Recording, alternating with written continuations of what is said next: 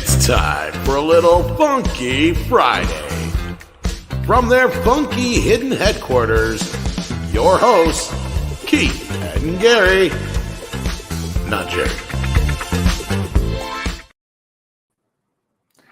I like that theme song. I keep seeing that image from What's Eating Gilbert Grape with Leo DiCaprio walking down the thing, bebopping. Oh, yeah. Yeah. I haven't seen that movie since it came out, but I kind of remember that. Thinking about old movies like that. What year did that come out? 93? I believe so. Yeah. I want to say yes, but I'm looking it up. Don't worry about it. 1993. Holy Good crap. Job. Yeah. It's really weird. I remember movies by when I was divorced or breaking up with someone. Interesting. That's how I remember who I was with or who I wasn't with. And it's just weird the way that my fucking brain works. You think? It is a Friday. And here in Sweden, we like a Friday. Friday is great. We're two wild and the crazy guys. Monkey boys in the facility. Yeah, monkey boys. Let's see. Do we have any monkeys in the house? Do we? Not yet. Any monkeys. Not yet. he was over on Culture's pre-flight a little bit ago. Oh, okay. There's a Midwestern phrase, turn of phrase. A little bit ago. I'm not making fun of it. That's a Midwestern turn of phrase. It's like my grandmother. She would say things like "over yonder," and the first time she said that to me, I was like, "What? Over what? What's a yonder?" Yeah, what the hell's a yonder?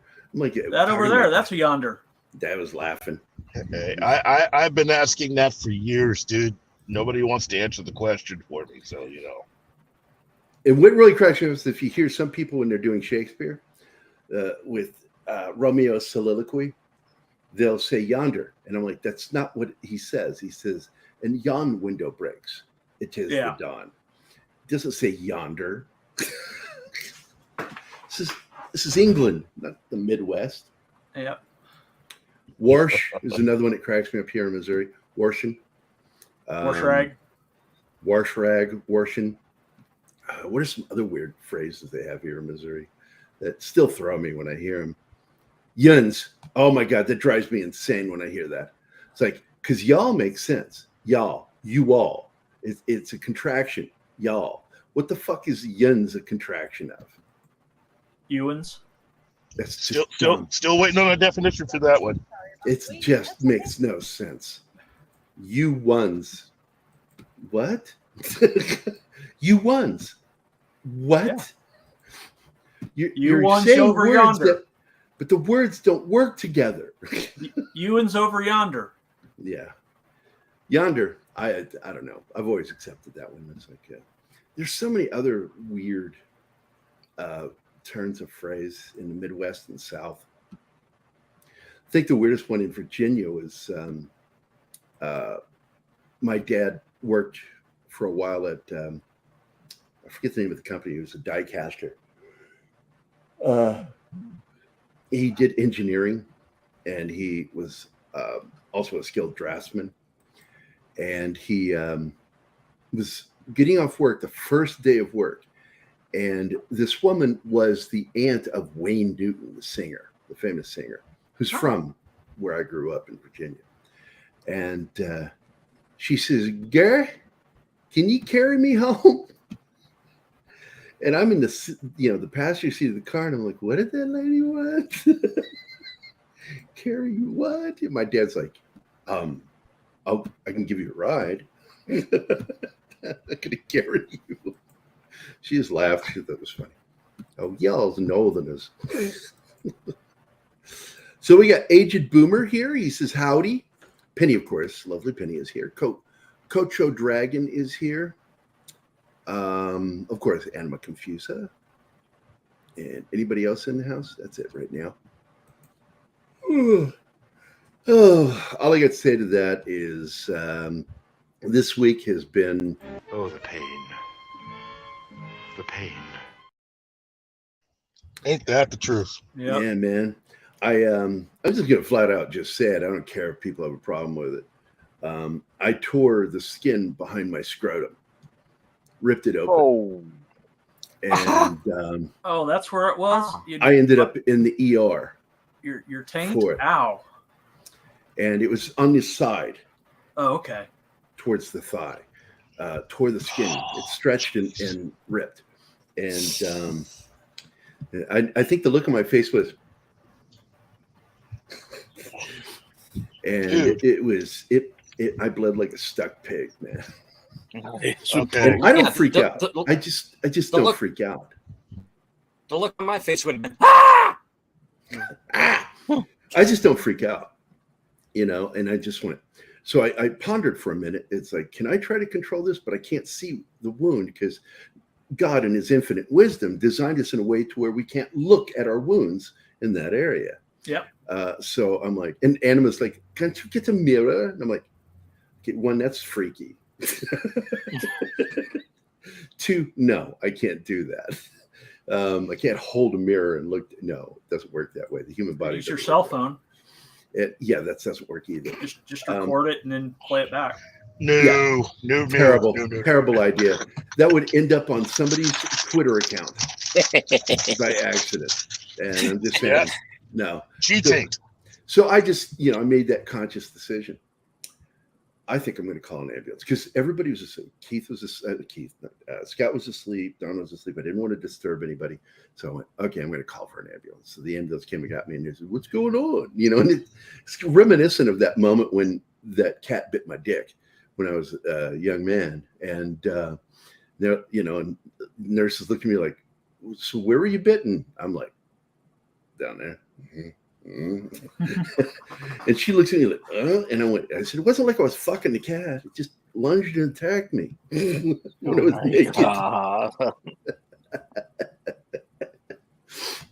So after that cat died. Yeah. Well, after hearing where your wound is, I don't feel so bad about mine. Hey, Scribelight's here. Everest Production is here. Anybody else? That's it. So I ended up in the emergency room. They had me waiting for 13 hours. And by the time 13 hours came, the bleeding had stopped. I had controlled it with pressure by, what I did. And I'm like, I called Scott, and Scott says, I'm off now. I'll come get you. So I'm like, yeah, fuck it. Let's go home. So he came by and got me. it was fitting, considering 13 hours was our Monday show. Well, 13 hours is long enough for a wound to begin closing. Yeah.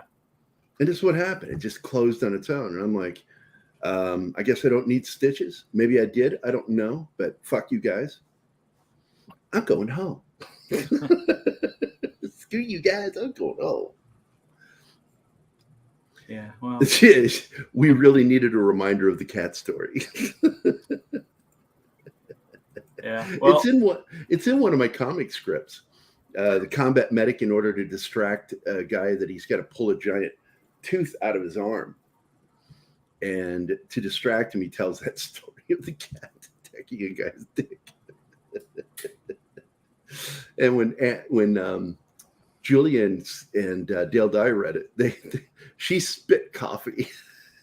She's like, oh my God, you put that in there. And I'm like, yeah. I'm like, fuck it. What's the point of having an interesting life if you're not going to talk about it?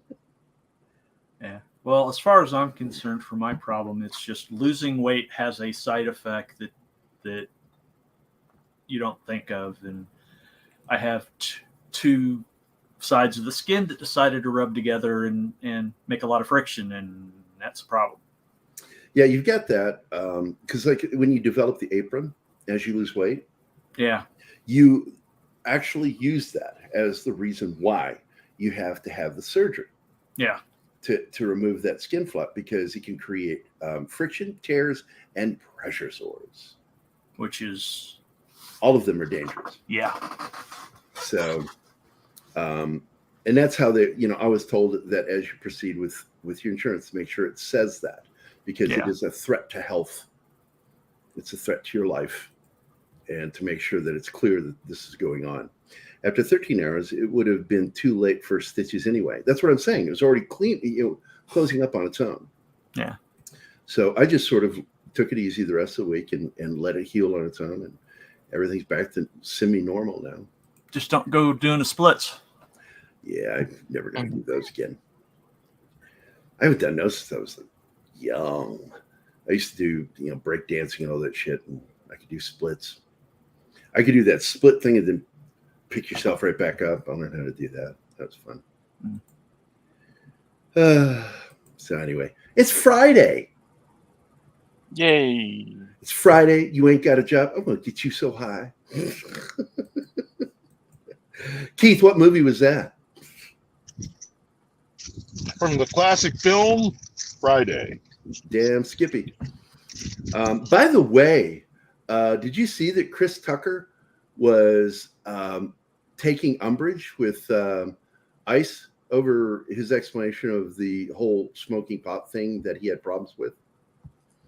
I haven't had a chance to read the article, but apparently he differs in the opinion of what happened and why he didn't come back to do more films. Okay, what's the explanation? I don't know. I haven't read it yet. Oh, And well. I just saw the article, and I was going to probably try to read it this weekend. I like Chris Tucker.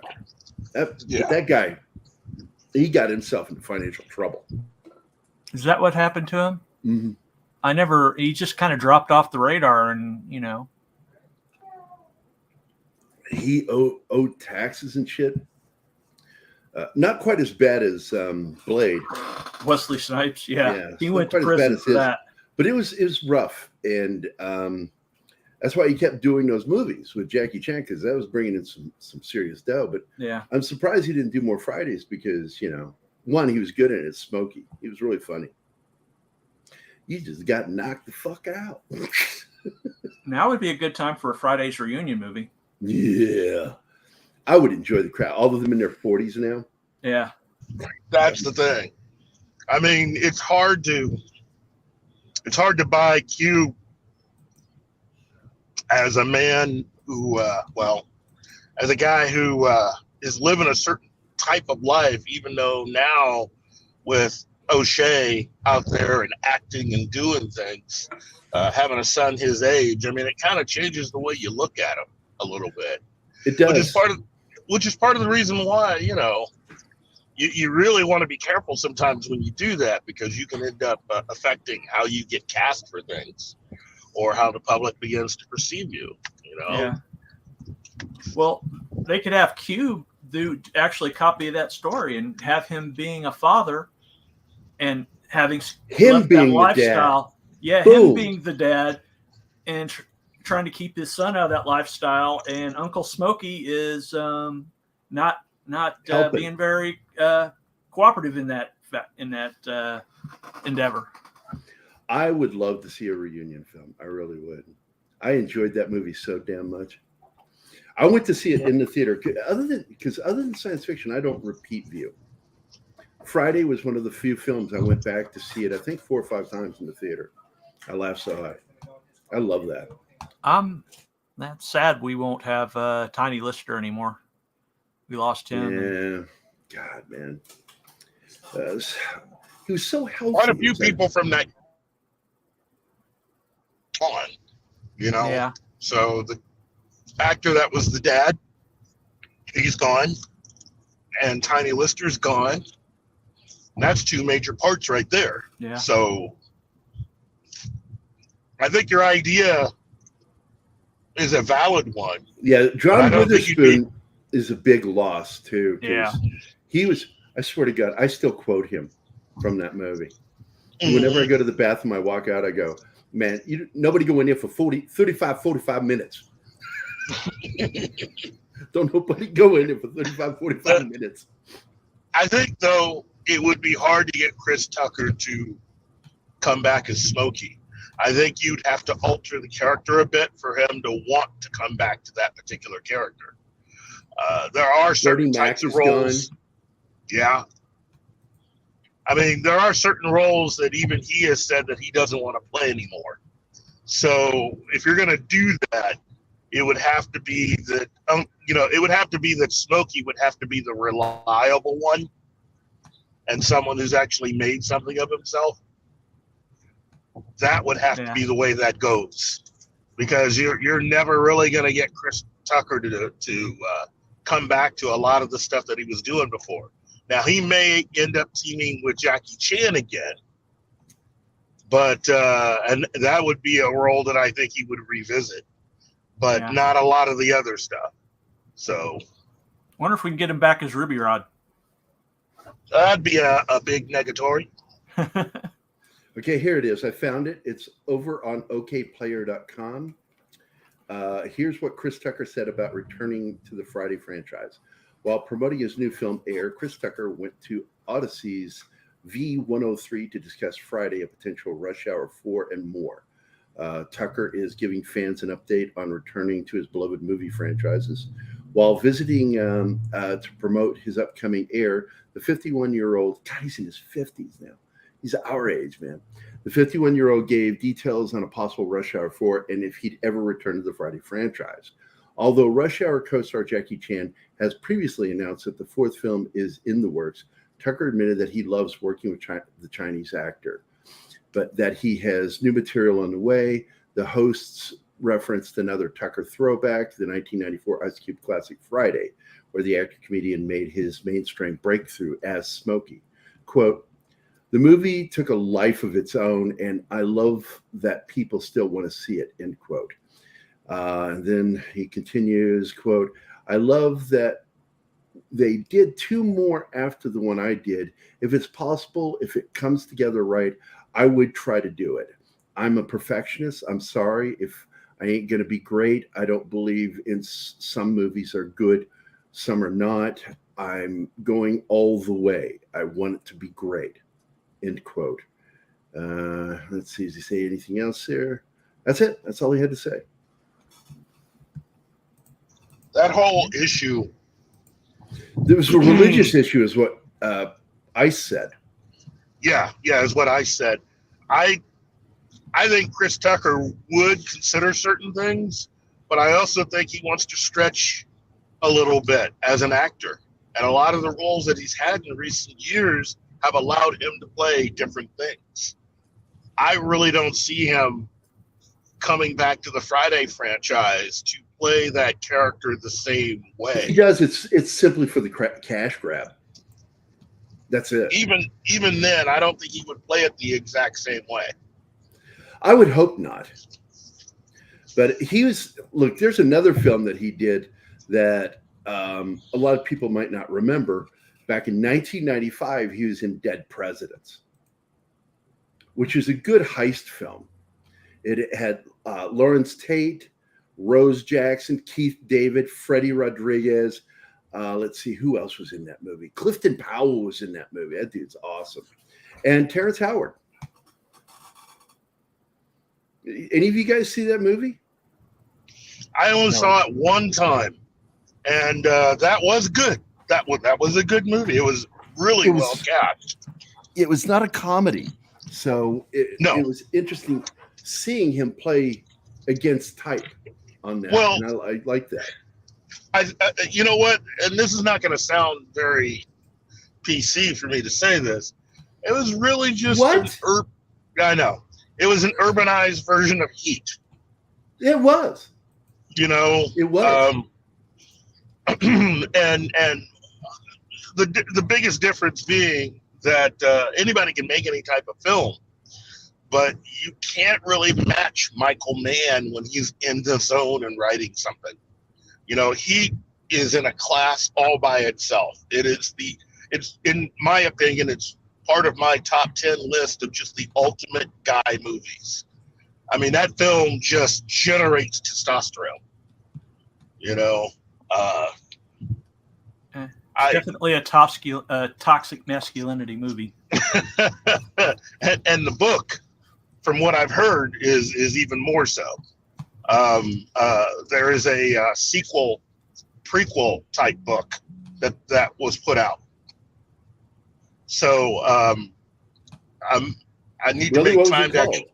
What was it about? I forgot the name of the book, but you can look it up. There is a sequel / prequel novel put out, and it's definitely got a lot more character development. It adds to the prehistory. And you're talking of about the dead presidents, right? No, I'm talking Heat.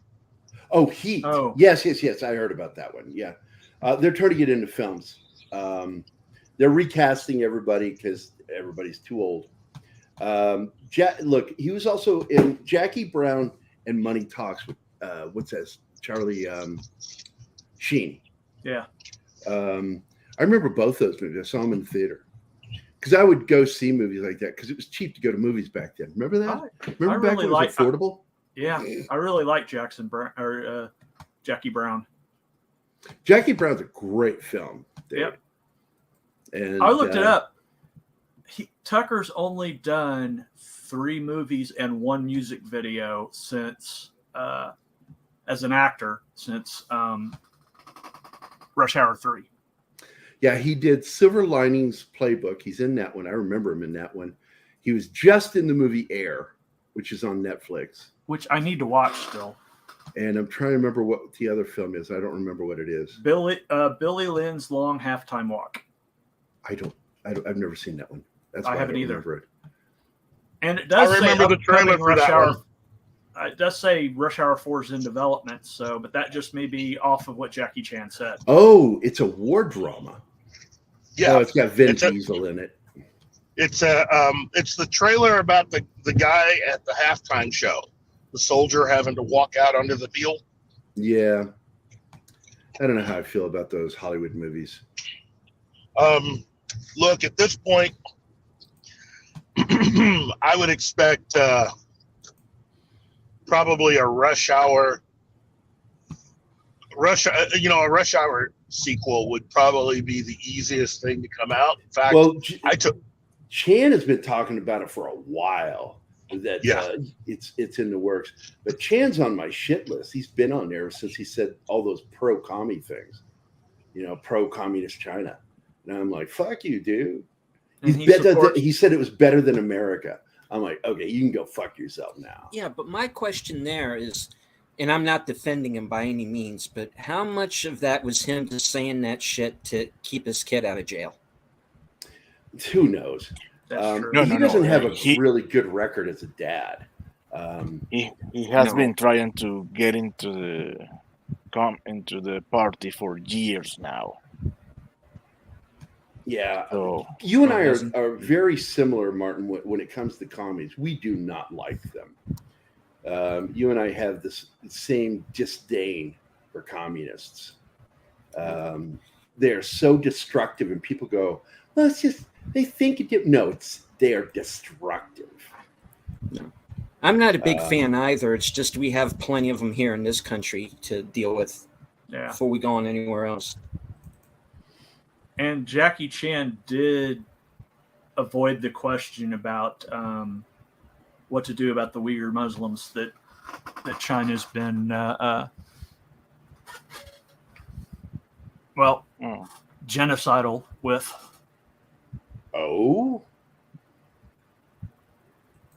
What Muslims? Uyghur Muslims. They're Chinese. They're Chinese people, but they're Muslim. They've been repressed. In fact, and displaced.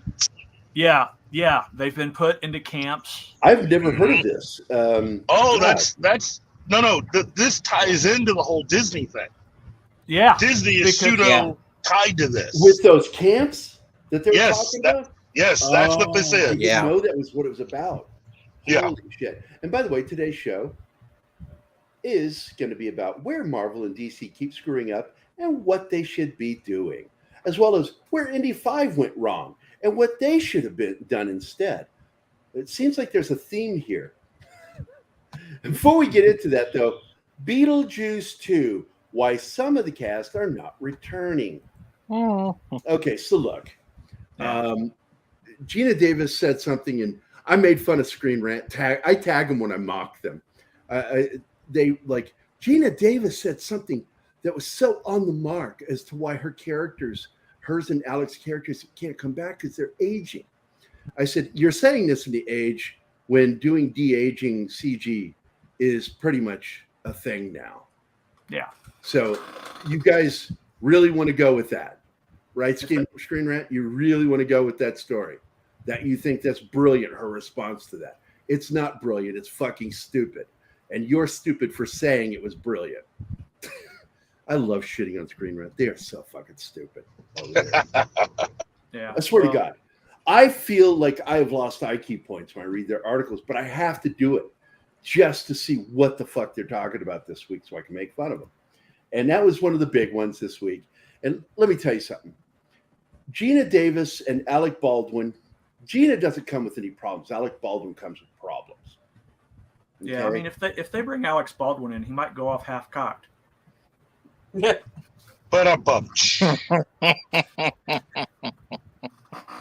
thank you, everybody. but wait, Wow. even half cocked, Sounds awesome. that device doesn't activate itself. It's been tested. What we've got here is failure to communicate. You know, for Sorry. anybody that has never seen that movie, you need to have your head examined. That's one of those great films that you need to watch. Oh, yeah. What we have here is failure to communicate. Some men. Oh, I forgot. That's the only thing I could remember is the some men part. Something. Oh, Jesus Christ, dude. Strother Martin, he was Yeah. very Strother good in that Martin. role. Strother Martin, Jimmy Stewart was talking about him once to a director, and they were getting ready to do a scene. And in the scene, he's got a pen, and Strother Martin has a pen in one hand and some string in the other. And Stewart says, I'm not doing a scene with him if he's got two things in his hands. Nobody will even notice me. He can have one or the other. He can't have both.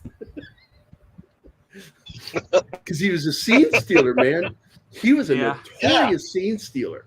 And what a great actor. I fucking love Strother Martin. One of the best character actors in the history think that's of part Hollywood of- right there. I think that's part of what's missing nowadays in a lot of different movies is that we don't have really character actors who are willing to just try to steal scenes anymore. You know, there haven't been really any really good character actors since the beginning of the 2000s. Well, what about Ray Stevens? I know we lost him, but Ray Stevens, you know, here's the thing about Ray Stevens. Very good actor. He could definitely steal scenes. yeah. But he also was someone that you could cast either as a lead or as a co-star. Okay. But as a character actor, Yeah. good. But You're breaking up, Keith. you know, Let's look at some of these, okay? Stanley Tucci. Oh, Yeah. Stanley Tucci is absolutely one of the greatest character actors too, right up there. So we got some of the images. Robert Goulet dead. Dick Cavett dead. Let's see. Glenn Shaddix Glenn is Shaddix dead. Now Yeah. Jeffrey Jones dead. ain't Isn't he in coming prison? Yeah, back. I don't he's think in he's prison. in prison. Is he in prison? I No, thought he's out. No, He's been he's out. He went to Okay. jail for a short period, and he turned on some other people, and they let him go.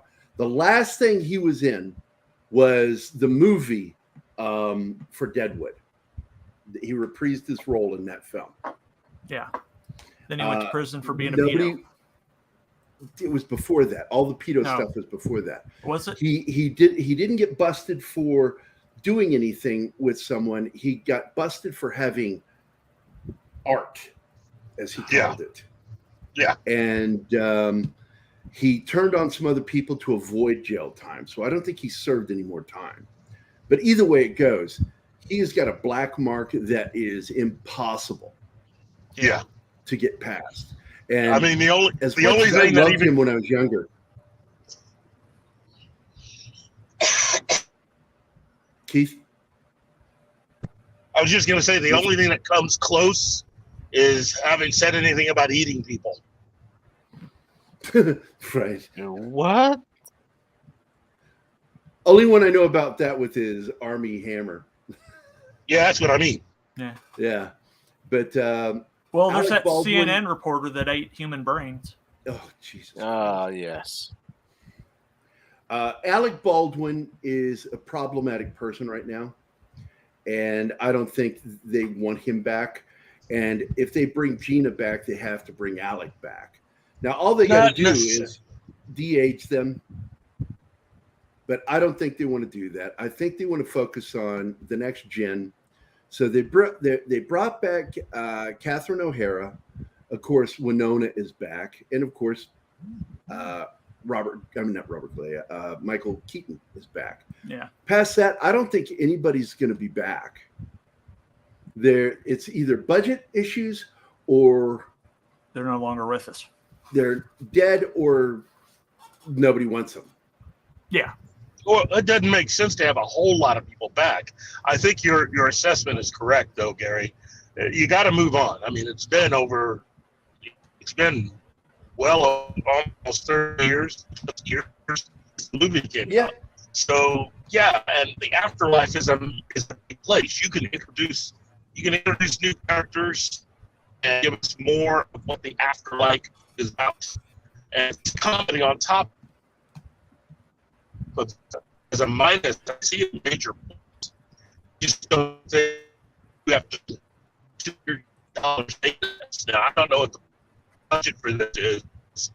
But if it's anything over 150 million, you are taking a real gamble.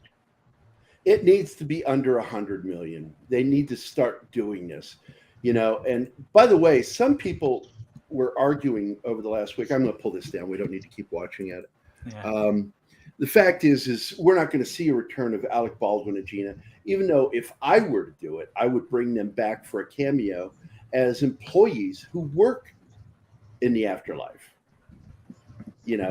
help others and give them a couple of scenes. And I would do it and I would de-age them and be done with it. That way, you serve up the fans, some fan service. But, they're going to do what they're going to do. Tim Burton,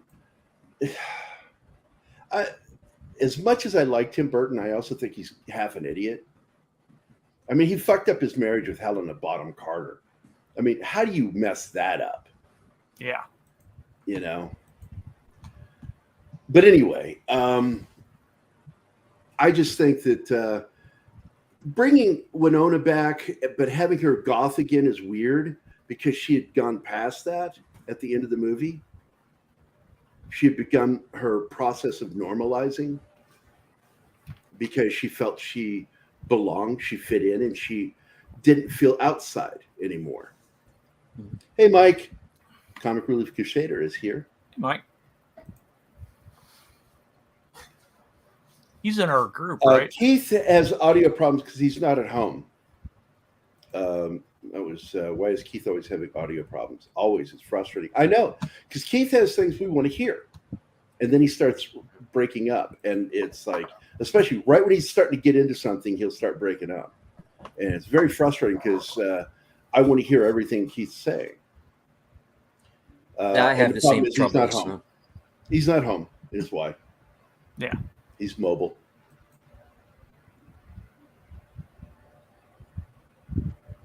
I apologize for not being home. Well, there's going to come a point where we need to broadcast together. And so that's you got that right. We need to make it a point. We need to find a place to do it. Ultimately, I would love to be able for us to just go someplace and even invite people in to be there as we're doing it. Well, it's the same way the Salty Nerds do it. I like the way they do it. But that's why Kingsport Cow. He was asking. Yeah. I propose we use my house.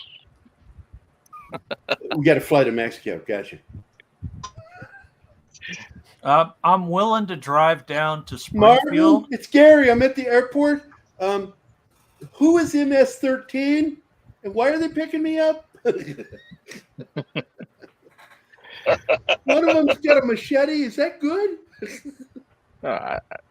They do not operate here. Should They operate there. They don't operate there at all in Mexico. Mm-mm. No, I think the cartels pretty They're much one of the keep most them powerful out. cartels in Central and South America. They operate everywhere. They operate here. So anyway, the casting is going to go that way. It's for a reason. A lot of it's in Tim Burton's head for some reason. Why they don't want to do the fan service of having Alec and her appear at least in one scene, I don't know. They should be civil servants in the afterlife. Even though they didn't commit suicide, they volunteered because they're so nice. No, I prefer not because You could have them as the public volunteers in service the waiting room. doesn't help anyone. They could be volunteers that actually work with the emotional aspects of being dead. Or you could have them as volunteers in the waiting room. This is the meeting of the recently deceased. Oh, it says deceased. I thought it said diseased. Because that should be a joke that they continue.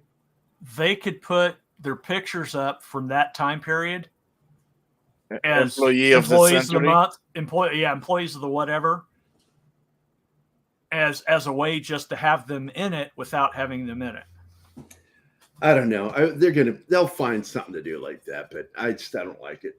I don't like that they're left out because they were the central characters with her, Winona Ryder. Yeah, but I think they have no reason.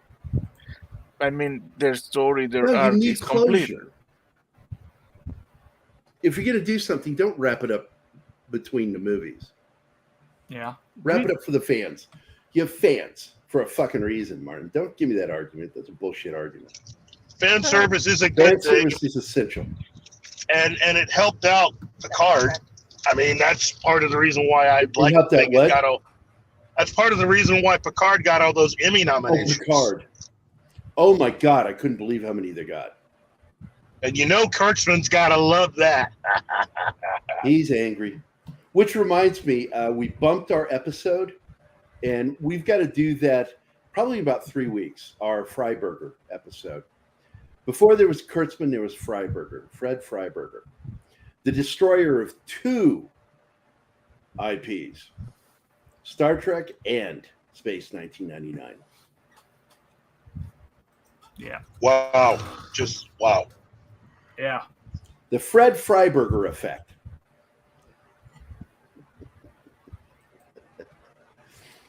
Kingsport, that's all roads lead to unfortunate. Star Trek. All roads lead to Star Trek. Heck yeah. Or wormholes. Or wormholes. Yeah, but Rick Roberts is here. Yeah. I heard Johnny Depp was going to be in it. I don't know. Did you hear that? I haven't heard that. I haven't. Well, I only knew about Winona and Beetlejuice. That'd be cool, though. You could have Johnny Depp being a rival ghost to Beetlejuice trying to win Lydia's heart? Lydia's affections, yeah. Yeah, but that would be awkward, wouldn't it? That's Yeah, Johnny Depp. Awkward. Yeah. The whole movie is awkward. What are you talking about? Well, I mean, they were engaged, like, how long ago? Yeah, it was a long time ago. Yeah, there's You know no what? confirmation as of yet that he's going to be in it. But the rumor is going around that he is going to be in Beetlejuice too. Having 2 people that used to date act in a movie together is nothing new.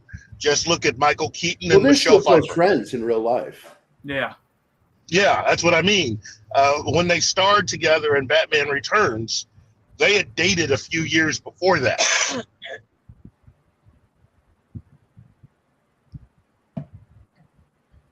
Wait, what? Batman Returns. Who are you talking about? Michelle Pfeiffer. Oh, with Michael Keaton. Michael Keaton. Yeah. I thought we were talking about Winona Ryder and Johnny Depp. I was really confused. Yeah, they had dated and they did great together in that film. Great chemistry. Yeah. It was almost like at some point they looked like they'd actually had sex. So, but anyway, yeah. The Beetlejuice 2 thing is going to happen.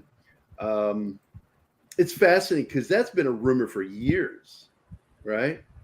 And nobody thought it was going to happen, and now it's happening. They rebuilt the house, and it's kind of cool seeing those set photos. But I just, I don't know. Is it going to be any good? We don't know. Tim Burton's a hit or miss director. So I just hope it's not woke. Let's see. Well, Mission Impossible 7 proves that all the studios wrong. We can talk about that for a few seconds because it's kicking ass. Well, actually, I had a week Friday or a week Thursday. Go look at Box Office Mojo. Tom Cruise is the king of Hollywood. Mission Impossible is it was still number one for Thursday, but it had only 14 million, and a chunk of that was the 2 days previous. Globally, it is at 19.3 million. Yeah, and it's the first 5 days in the week. Here it is Friday. So we really need to find out what the box office is this evening. And really, I'm just going to wait till Monday. I'm just going to wait for the entire weekend because Friday, Saturday, Sunday are the big days. And I wanted to go see it this weekend with Travis, but I told him, I said, I don't get paid till next week. So let's wait till next week. So I want to be able to buy popcorn or something. How about Snow White pick leaks? I got to be honest, Mike, I don't care. Yeah. I refuse to believe they're real. But Tom Cruise bathes in the blood of newborn babies. Well, Valiant Renegade did a video on him. On who? On those pictures. The Snow White? Yeah. I don't know what you're talking about. So what are they? They're pictures. It's pictures of supposedly Snow White and the 7 not dwarves. Well, there's one dwarf, and the rest of them are not dwarves. And the 7 diverse persons. Is this a 2024 film? Oh, yeah. Those pictures are everywhere on Twitter, man. Yeah, I couldn't care less about Snow White. I just don't give a shit what Disney is doing. Disney is fucking up left and right. No, blame you. It really is. Jedi Bill is here. What is up? Hey, Jedi Bill. Andy Morrow is here too. Good morrow, Andy Morrow. Mike's sending you dick pics in your DM. Oh, just a pic. Okay. Dick Nixon knows what it is. They're making so many mistakes with this damn their movies. Yeah, he's sending pigs to the dick. So far, nothing they've done, any of their recent reboots, has done well. Not one. They've tanked. So I picture this being that way too. So what are the pictures of? It's good hair. Oh, it's Snow White in the what is because the whole thing. Peter Dinklage threw that hissy fit, and they said, I don't know what's going on. I clicked to add it there. Finally. Yeah. I can't see anything. That's for real. That's supposed to be Snow White. Yeah. Yeah. And that's that quality of dress is the same one that the early pictures had of her. But that is not the actress. That's not Rachel Ziegler though. No. Did they replace her? No, it's probably a stunt double or stand-in. Yeah. All right. What are the other pictures? Let's see some more pictures. All right. The only other one that I have in this is. This is supposed to be the dwarves, folks. Yeah. Yep. What the actual What fuck? the bloody hell? Are you fucking kidding me? Hey, it's the cast of the new Pirates film. Oh my! Hey, look over on the right there. Is that Black Tim Curry?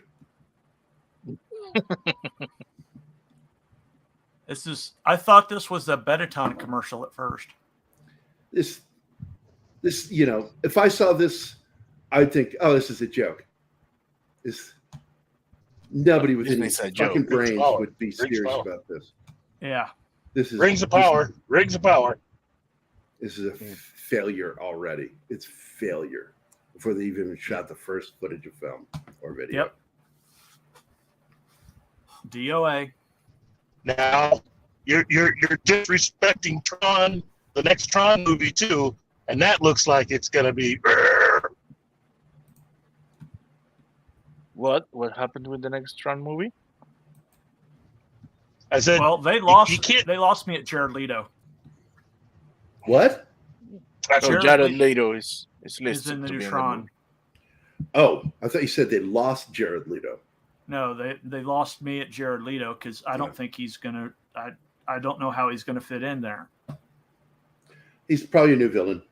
Yeah, That's what she said. and although Evan Peters was also cast, so I'm trying to remember who's Then Evan again, Peters? squad. I know that name. he's from St. Louis. He's Name a film, name a show. American American Horror Horror Story. Story. He was Ah. Quicksilver in America. Yeah, and then- Yeah, I like him. and then- yeah, I like him. They scrapped him, huh? yeah. It's more the same stuff, Keith.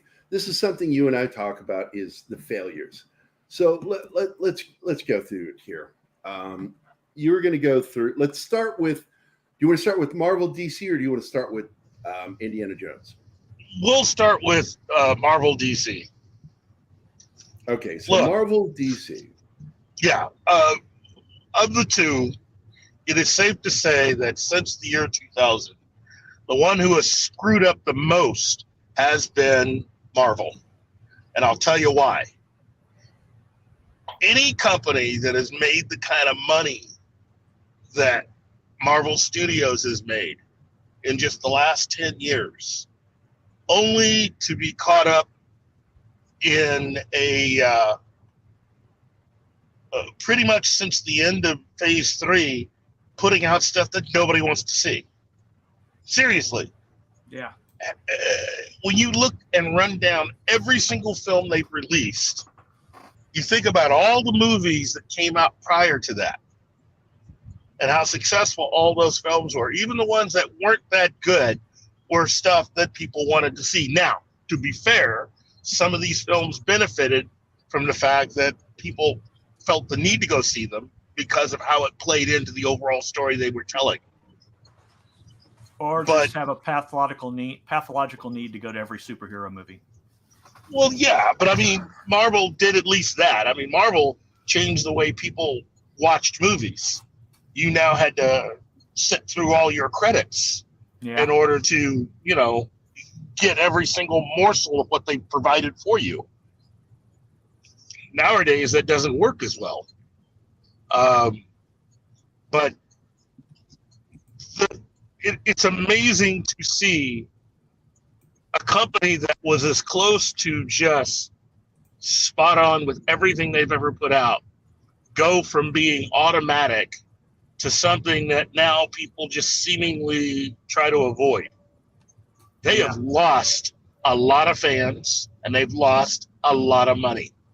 You can say anything you want about the DC films, but then again, once we got into the year 2000, it was pretty much on a downward streak.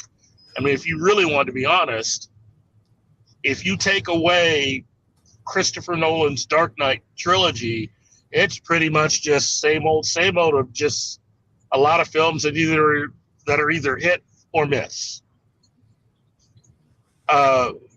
But the only person they're really pushing for DC a lot of times was Goober Peters. because of his tie-in with Superman, and he was constantly pushing for a new Superman. Yeah, well, he was trying to keep himself relevant, you know. Well, that's it. It's all just a lot of, you know, personal stuff as far as wanting to do stuff only to benefit themselves personally and not for the love of the character or the IP. What DC's problem has been is they actually needed to have one person in charge, and they never had that. They've had constant groups of people in charge trying to tell creative people what to do. Whereas Marvel's problem seems to be that with Kevin Feige, he's not as tied in as a fan as he is claimed to be. You know, there are people just closely that have, you know, got used to closely following all the Marvel films, hanging on every word that Kevin Feige said. And there's no way you could get me to believe that the guy actually knows all that much more about Marvel Comics as far as anything prior to, say, 1985. Yeah. You know, he's very familiar with any of the Marvel Comics, definitely after 1989.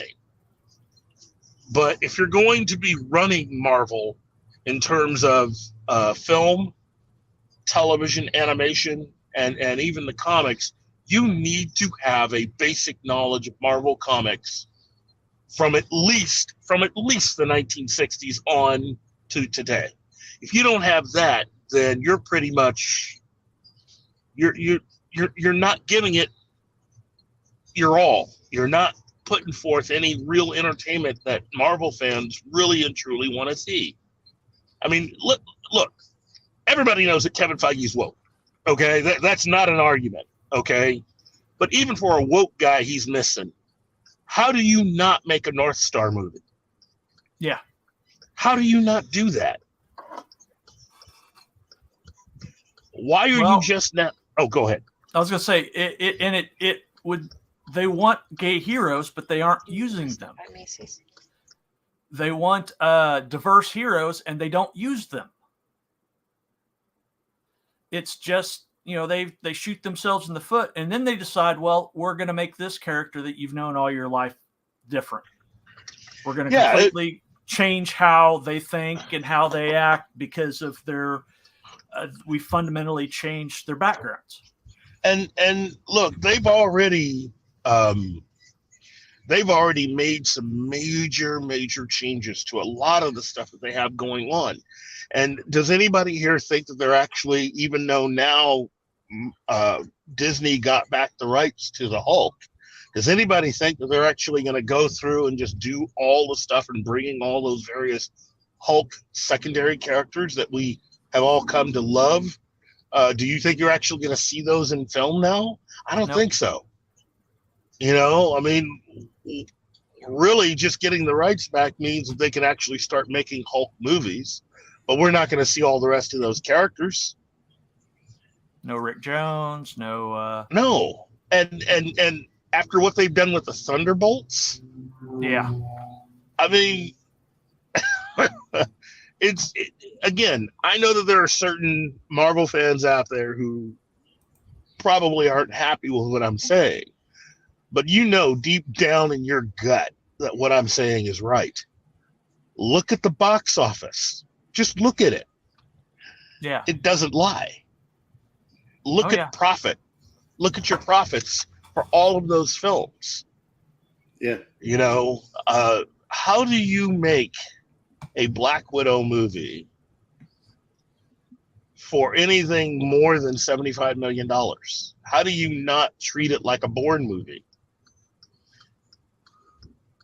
And I've often argued Shang-Chi doesn't have to cost $150 million. There is no way that film should be $150 million. I talked about it a little bit this morning. Because part of the frustration with that movie in Phase 4 was the choice to make everything magical, mystical, and mutant powers. It was ridiculous because Shang-Chi got started as just a kung fu comic book. Yes, that's exactly what it is. and Marvel's it's version of Bruce Lee. straightforward. You know, guy fighting against crime and justice and winning justice. And ultimately, it all attaches or is a part of something that he finds out that is related to his dad. So really, it's a one-man war against his own father and against all of the things that he owns and all of the organizations that follow him.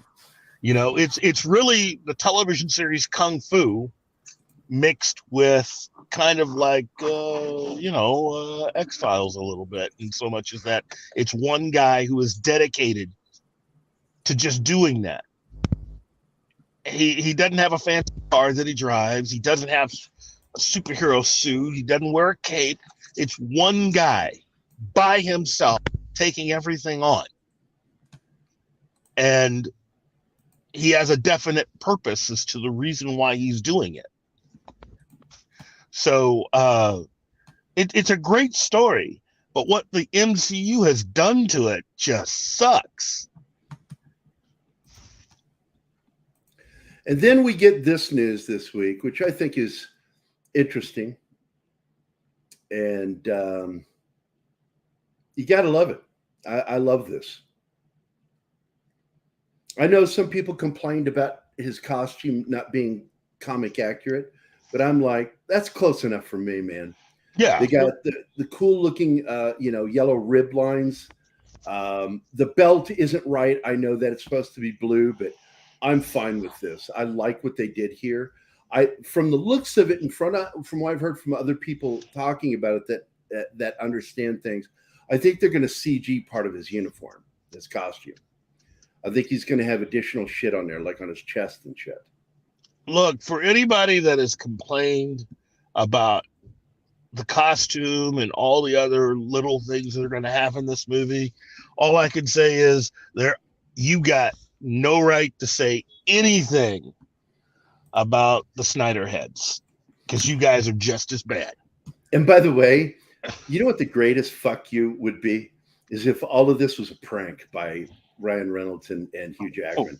That this isn't even part of the movie. Well, it would be kind of cool, but I think it is going to be part of the film because. I do too. I just think it's funny. I think that the thing that I saw earlier about it actually makes a lot of sense for this movie, which is the end of Deadpool 2 sets up this movie, which is the fact that Deadpool has that time device that he had been given. And so he's screwing with time, and the TVA is involved. Here's another shot. I like this one. Because they showed some wire work and shit behind the scenes. Mm-hmm. But I like this shot. I think this is going to be a fun movie. Actually, technically 4 holes in his chest, if you look. Wow. 3 on the left pec, and then there's a stabby wound on the right pec. And given the recent announcements of the casting for Superman Legacy, I think James Gunn is attempting to do what Kevin Feige had done to Zack Snyder, which is he's attempting to go toe to toe by creating a film with a lot of cameo appearances and heroes in it to kind of match what the competition is doing. Because that's exactly what Kevin Feige did with Civil War. You know, that the original script for what was Captain America 3 wasn't necessarily Civil War. It became that after Feige found out what Zack Snyder was doing with Batman v Superman. And I think that's what James Gunn's doing with Superman Legacy. Given everything that they just announced, everything that you just heard for Deadpool 3, and I don't think they're done telling you who's in it. All the stuff that they've announced for Superman Legacy makes a lot more sense. I agree. By the way, absolutely sucks. I saw someone else comment on it too. I think all of us agree. I like Wolverine's costume in this. Yeah. It looks heck yes. Fucking cool. Although part of me wished they went with the orange and black, but that's just my choice. Monkey Jeebus is surprised. We are alive. We are alive, Monkey. Yep, we're still here. We're still kicking. And Sock says, Superman Legacy is way too overstuffed with so many characters. It's supposed to be Superman Legacy, not everyone's legacy. I don't know how to feel about it. I got to be honest. I mean, they're bringing Nathan Fillion in as Guy Gardner. Guy Gardner. I'm like, he's why older. he's not? Like, why are we going with an older actor? And really they fired the guy they had originally hired for it, didn't they? Mm-hmm. Yes, they did. Who was that? Again. Anybody remember? Otherwise, I'll have to look it up. I'll look it up while you. Again, I can understand why there are those that are a little upset, but again, I point to what has worked in the past. Okay, this did not hurt Kevin Feige when he pulled the same move. Oh, it's Finn Wittrock. Yeah, Finn Wittrock.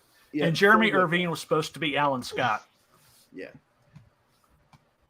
So he was removed. He's another. Isn't he from American Horror Story too? Yeah. Yeah. You were saying, Keith. I'm sorry. No, I was just saying. Again, I can understand why they are having all these characters in the Superman film, because you're creating a living and breathing universe. I think fans need to understand that there are a lot of criticisms that have been thrown at the DC films for a long, long time, that even for someone like James Gunn, he's going to have to figure out a way of trying to at least seem like he's trying to answer a lot of what people have complained about. People don't want to see any more origin stories anymore. A lot of people have made that clear, even though you've now gotten certain stories. People. Yeah, you've gotten people that have now started to even come back around. Well, maybe if we did it. No. You can't have it both ways. Okay, I agree with a lot of people. We shouldn't be doing any more origin stories. I think origin stories are kind of played out. What we want to see, as you said, Gary, is stories. But stories, I think what they're attempting to do is, this is a character that is fully integrated into this massive universe of other characters. And so I think you're going to have people there. We don't know what capacity many of these cameos are going to be in, because they had a lot of cameos of characters that appeared in the first X-Men film. You know, Beast is actually in the first X-Men movie. Yeah, a lot of people don't know that. Yeah. But he's being interviewed on TV is how they do that. So it doesn't necessarily have to mean that whoever they cast has to play a significant role or something that they're doing is crucial to the story. It could just be something that you see in passing. Yep. You know, and we know that the one guy from Barry is cast as Metamorpho. Yeah, which is a good cast. And by the way, Socks, I hope we have a Plastic Man. He's one of my favorite characters as a kid. Most dangerous man in DC. I love Plastic Man. Metamorpho too. I like both those characters as a kid. And Steven? Oh, sorry. No, he was asking I like about those characters. Yeah. He was asking about American Horror Story. It's an anthology series, so you can start at any season. I have tried watching it. And I can never There's get no continuity. There is a little season, bit. Stephen. Like season 1, I enjoyed. I liked the carnival one until they killed the clown, and then I'm like, oh, okay, you lost me. That's the end of the show for me. After that, I was just like, Freaks. That was Freaks, and then God, what were some of the other good ones? Hotel. That was the one with Lady I Gaga. liked Hotel. Yeah, it was based on the Cecil Hotel. Yeah. Witches was. I liked Witches, and Witches actually. I didn't like Roanoke. No. I did not like Yeah, Roanoke. Roanoke is the one where I grew up in that lasted area, the longest. and I'm like, that should have been Yeah. much better. They tried to Blair Witch it, and it just didn't work. Yeah, Witches ties into Armageddon. So those are the only two that are actually connected. They're connected. That's right. There are supposed connections with others too, but the first season dealt with the axe murderer, right? Yeah. Wasn't that season one? Deals with the axe murderer and play jazz music, and I won't kill anybody in your house. Dixieland. But look, it's a hit or miss thing with that show. I don't think they're as clever as they think they are. Murphy and what's his name? No. I think their series that dealt with the fight between Betty Davis and Joan Crawford was better than all the seasons of American Horror Story. That was a good story, and it's true. Gunn is putting his universe before his story. Yeah, well, that's the problem. Gunn's putting himself before. The cart before the horse, himself before the movie.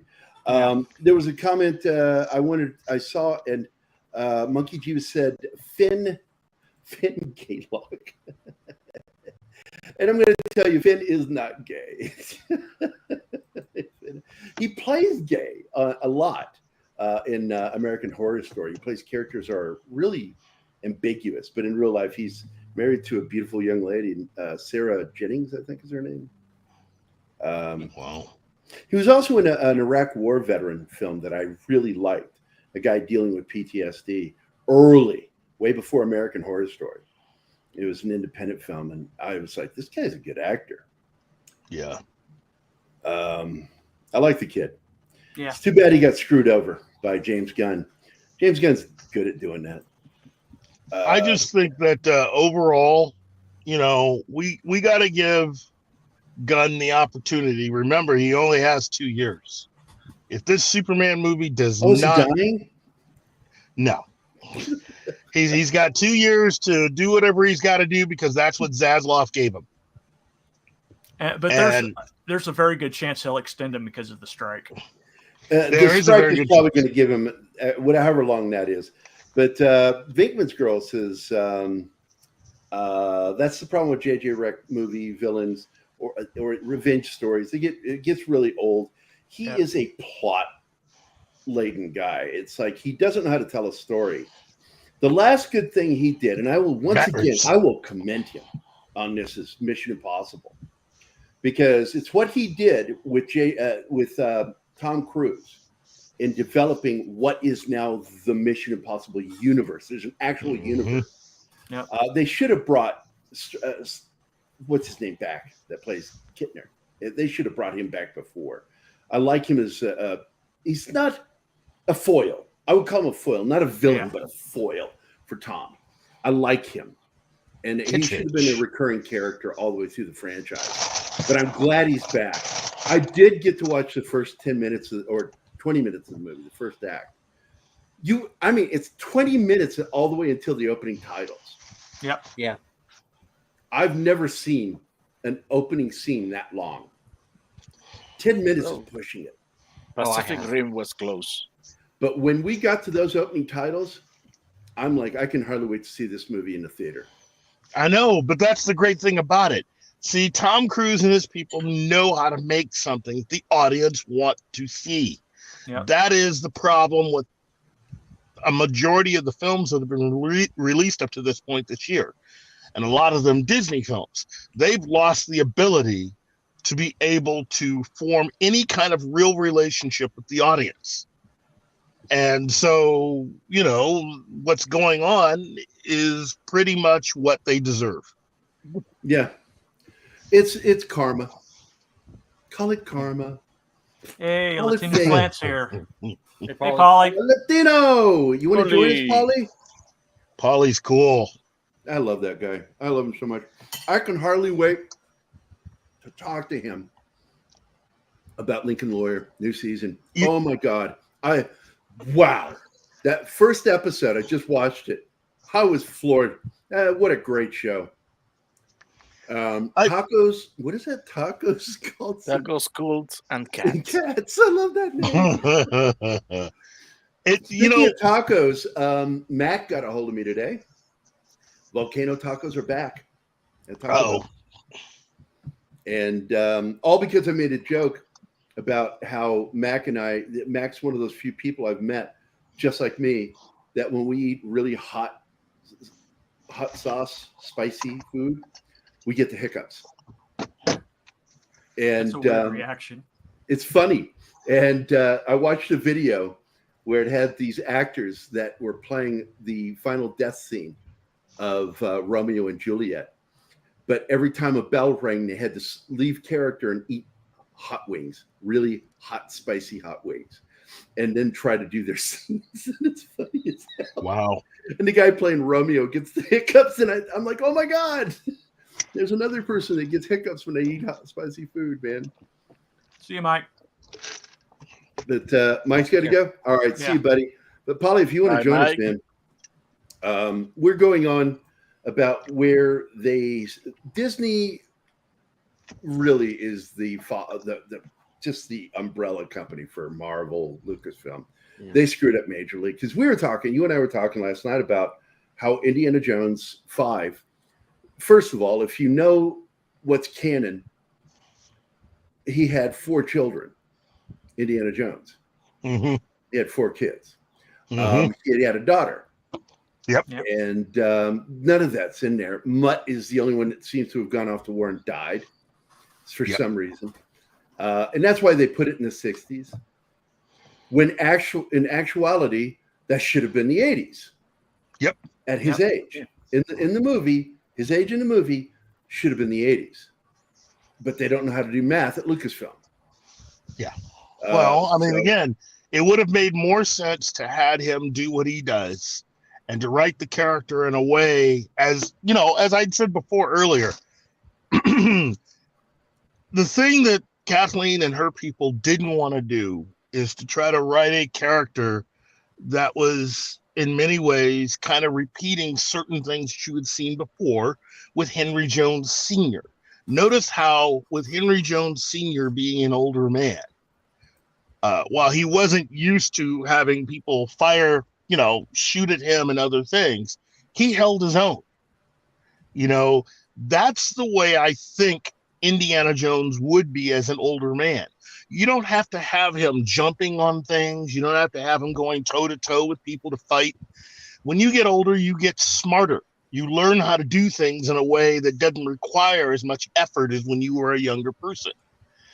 And I think, Indiana would be smart enough to figure that out, but because Kathleen Kennedy and her people don't think like that, what you get is what you get for that movie. Have you noticed that, her version of Romancing the Stone, where she puts herself into the films, it's always a young English girl. Yeah, that is weird, man. So weird. It's like, not even, because like Ray, I like her. But the actress, but Phoebe Waller-Gale, she's she's ugly. She's ugly as sin. She really is. There's nothing attractive about her. And she's bragging again in another thing about smacking Indiana Jones. And I'm like, again, elder abuse. That's all that is. You're bragging about elder abuse. It was fun and made me giggle when I punched an older man. Whatever. Weirdos. She's a weirdo. I can't stand her. She was a terrible character, terribly thought out. They should have borrowed from actual canon and had that as his daughter. I think that would have worked better and a more interesting character. Well, but if this was, look, they knew this was going to be the final film.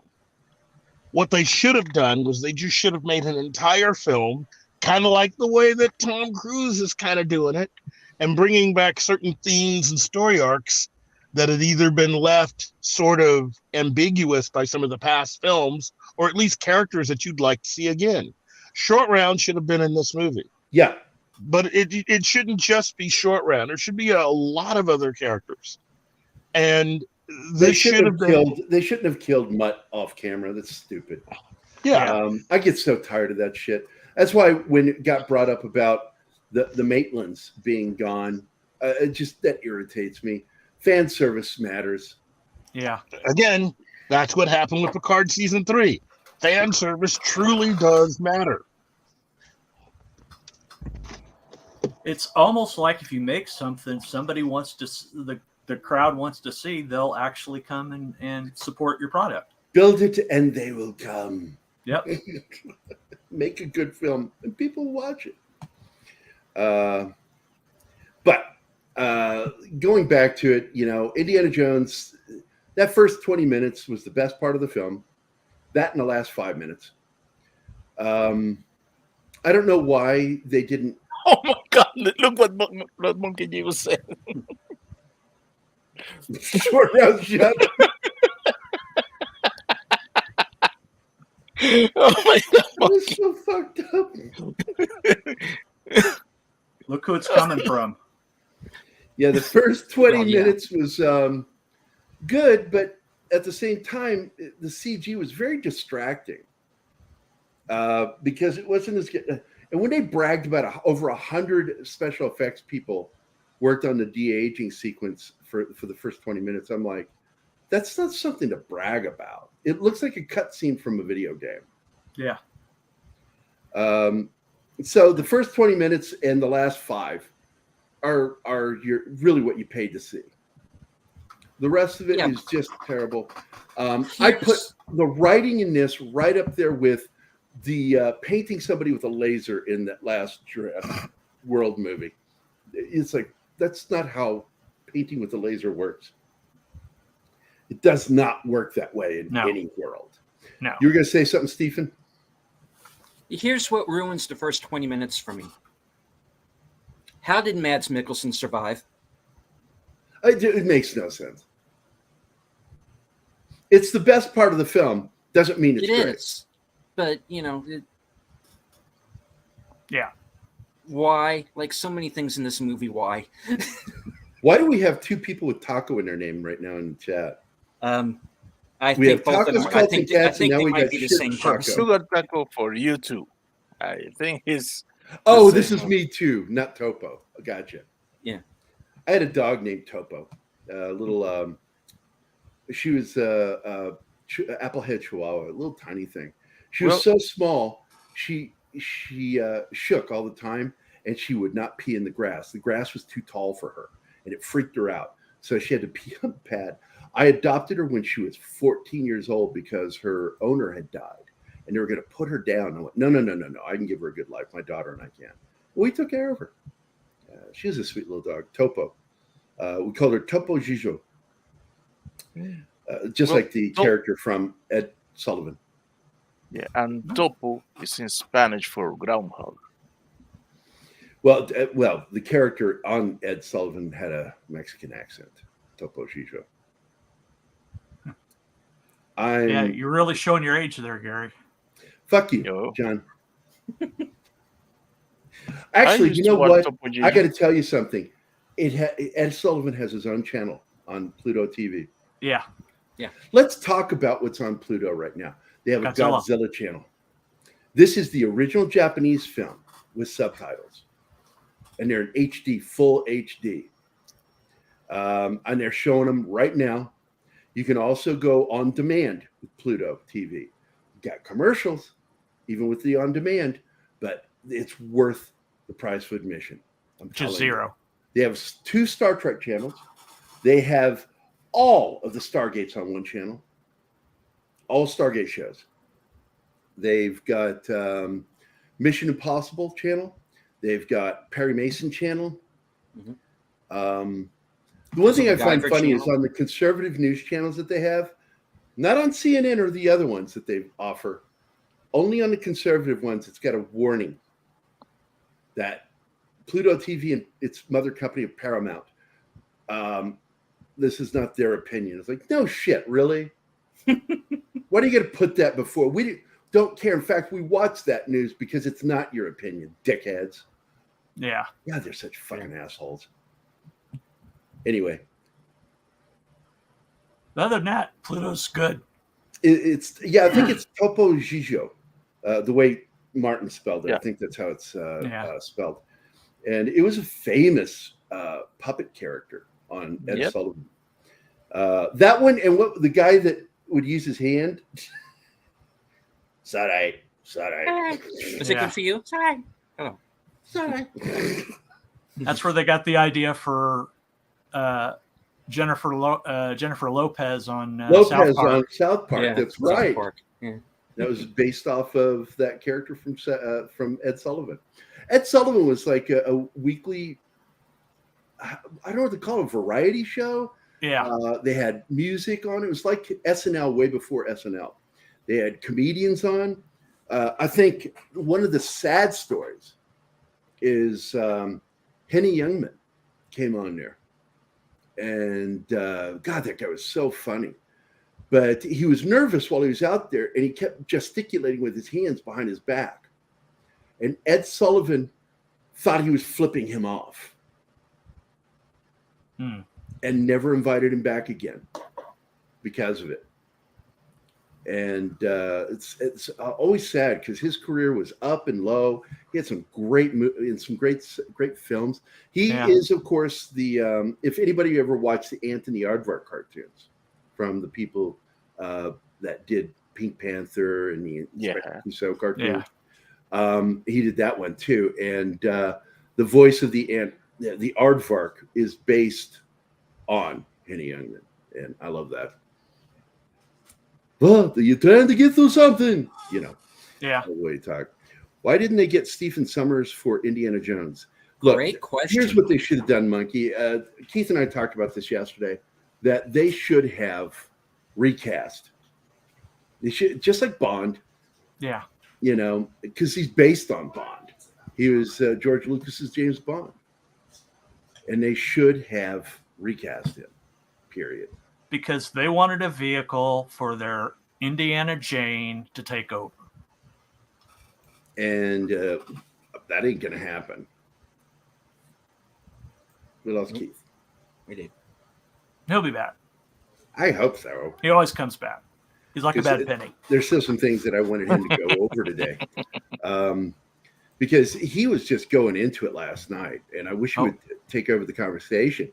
Because what he was saying, what they should have done on Indiana Jones, I was like, yeah, amen, hallelujah. Yeah. But he was also going on about, because we talked about Shang-Chi. The huge mistake with Shang-Chi was they made him mystical and magical, where he had unicorn farts. It was just stupid.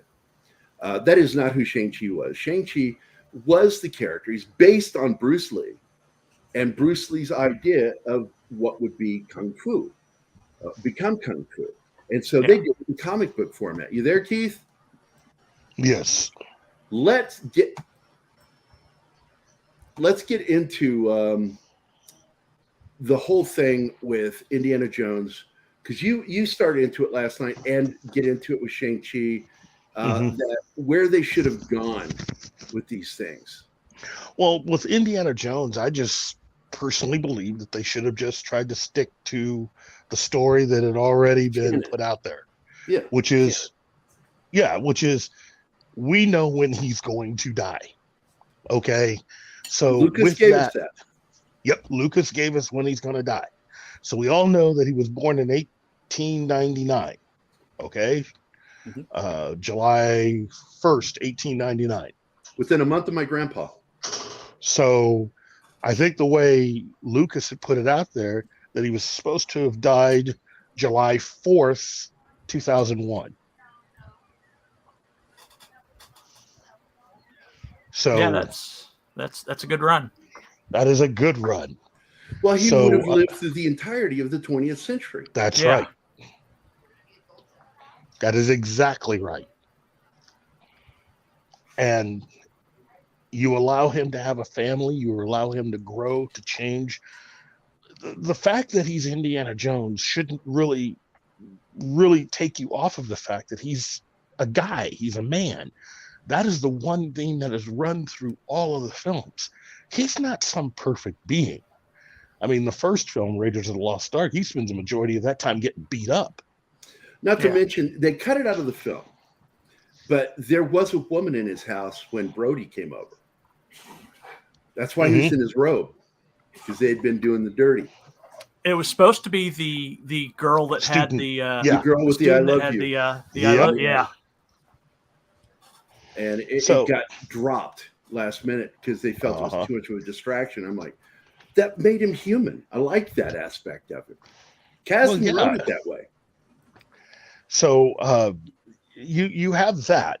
You have the fact that prior to creating the character of Mutt, he definitely had a daughter. Okay. And now it looks like he's got 4 kids, one of them being Mutt. So, you have Marion. And by the way, point out the fact that we got this is canon because it's mentioned in. It's mentioned in the Indiana Jones television series. And it's also Young Indiana Jones Chronicles. That's right. Yep. Yes. And which also includes the eye patch, which again, there's no indication as to when that actually happened. Okay. Yeah. My thing is that if you're going to end all of this, because you knew this was going to be the final movie, it should have been in there.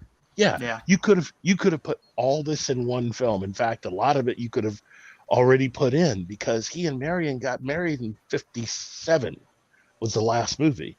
So they got married in 57 and you're setting this in 69. So it's been over a decade since the last film. And so he's had time to adjust family life. He's had time to, adjust to the fact that he's getting older, because that's part of the plot of Kingdom of the Crystal Skull. It isn't about just adjusting to not having his dad there. It's about getting older, is what that film is meant to be. So you can't have him still just going through stuff going, my goodness, I'm getting old. He already had that. He already had that whole midlife crisis, that realization that he's getting older and he can't do stuff anymore. You had that with the last film. What this should have been was a wrap up of the character in his entire universe, at least for this iteration of the character. Yeah. And so you should have had an adventure with him and all his friends. Sala, and remember, Sala has a lot of kids. So by the way, did it bother you guys like it did me that they made Sala a taxi cab driver? Oh, jeez. Yeah. Really? Oh, by the way, did you see we've got a Zax in the house? Yes, I did. Kyle is here. It's just there's a lot of opportunities that were completely and utterly missed. And as someone who really enjoyed that universe and those characters, they just completely dropped the ball in not having everybody back. That's all. Can you imagine that? Kathleen Kennedy not understanding? I can't believe it. Yeah, I know. And I mean, even if they wanted to bring back Mutt, they could have recast him. If they didn't want to use Shia LaBeouf. They didn't have to kill him. I thought it was stupid killing his character off that. They could have had him. They could have had him on his own dig someplace else. They could have had him off on his own adventure. You didn't have to necessarily have him be essential to the plot of the new movie. Okay. It's about, it's kind of like when you were old enough to be on your own and move out of your parents' house. It's not like you constantly had to be around for all the stuff that they did either. This was really, in my opinion, should have been an adventure where Indy kind of, we're always catching him where he's at in his life for every movie. It's not like he puts his life on hold. In fact, in many ways, there are many adventures we haven't seen. Yeah, that's right. And so they keep making kind of, these little references to things that he's done. This would have been an opportunity to show us Indy and Marion and the remaining kids they had at home, and how the changing of the decades as the century was going on, and them as a family and their reactions to the things going on around them, along with an adventure. Exactly. And by the way, take a look at the screen. I don't. Who else calls bullshit on this story? I do. I call absolute bullshit on this. There's no fucking way. There's no fucking way. This is purely to help Kennedy. And that's all. Of course. Of course. He's lying if he did say that. I don't think it's on the nose at all, Zach's, with him being a taxi cab driver. He should have been like a foreman, running his own construction company. It would have made more sense for what he did. It makes no sense with him being a taxi cab driver. And it would have been a nice nod to the American dream, have him come back and have his own business and have his own business. But they just can't do that. They just can't do it. They had to make him a servant. That's what a taxi cab driver is. Yeah. A servant. Yeah. And it just bugs me. It's a lost opportunity and another reason why Spielberg didn't want to work on the movie. You know, I don't think he wanted to deal with Kathleen's BS because she would have made it difficult to make the movie that he wanted to make. So he just decided to just step aside. Yeah. They should have brought Short Round back. Absolutely. It was a mistake doing that. Although I still think it's funny what Monkey said that Short Round killed Mutt in Vietnam. Wow. That is so messed up, dude. Yeah. Well, and we could still have The Adventures of Short Round as its own movie. I wouldn't mind. Yeah, but they'll mess it up. I guarantee they'll mess it up. Kathleen wouldn't do it because that's too much. That's too much Lucas. That's too much Lucas influence. So. Yeah, and the only thing that would save them right now, Star Wars, Indiana Jones, all of that, is to hire Lucas back. You know, pay him to come back and fix things. Can he fix it, though? That's he can fix it. I don't think he can. Look, Lucas found out he had problems because he did his prequel trilogy, and I would say close to half the fan base rebelled against him. They had problems with it.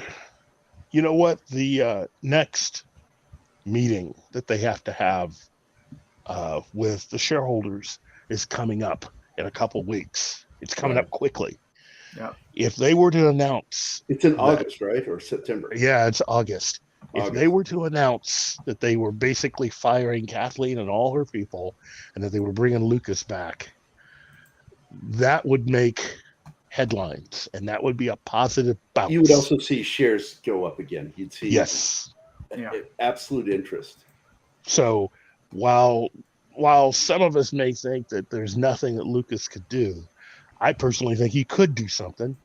I think he could, but as far as anything related to Indiana Jones and another movie, outside of anything that's animated, I don't think there's much that can be done. I think Harrison Ford's done. You know, unless I think you recast. Done. Well, you can make an animated film that kind of help to. The animated adventures of Indiana Jones. Absolutely. Well, you could make an animated movie that would help to bring everything together and do what, you know, I've been talking about, which is to show the Jones family. And I would set it in the 1980s, which would have been cheap. Plus, on top of that, by setting it in a different decade, like the 80s. Well, if you're animating it, you don't have to set it in any decade. You can just bounce around with the same voice. Yeah, you can bounce around. But I mean, as a live action film, it would have been cheaper to do than what they ended up doing with this movie. Yeah. You know, 1969, after what had happened with the oh man, now I forgot the name of the movie. Jeez. But I mean, being a longer time ago, you're having to use a lot more visual effects to make that a reality. And while for those of us our age, it doesn't seem that long ago for the 80s, it's still a significant time, but there's a lot more visual material and you could get away and do stuff that makes more sense in the 80s. And again, with his age, it doesn't necessarily have to be a story about a guy who is coming to terms with being older and is lost and being taken advantage of.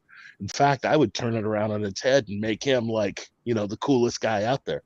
Again, he would be a lot like his dad. He doesn't have to sweat it, the details. He doesn't have to work that hard. He doesn't have to be that physical. I like the fact that last night when we were talking, you said it would be really nice to see him quote his dad. Yes. With his own grandchildren. Yeah. Yeah. Yeah. With his own kids. And he says something that Henry Jones said to him. Yeah. Just, and I like that idea. Think how interesting his kids would be given the way his father raised him, that his kids would know Latin. They would know Spanish. Did I tell you when to go to bed? To wash behind your ears. Well, he quoted his dad on Crystal Skull.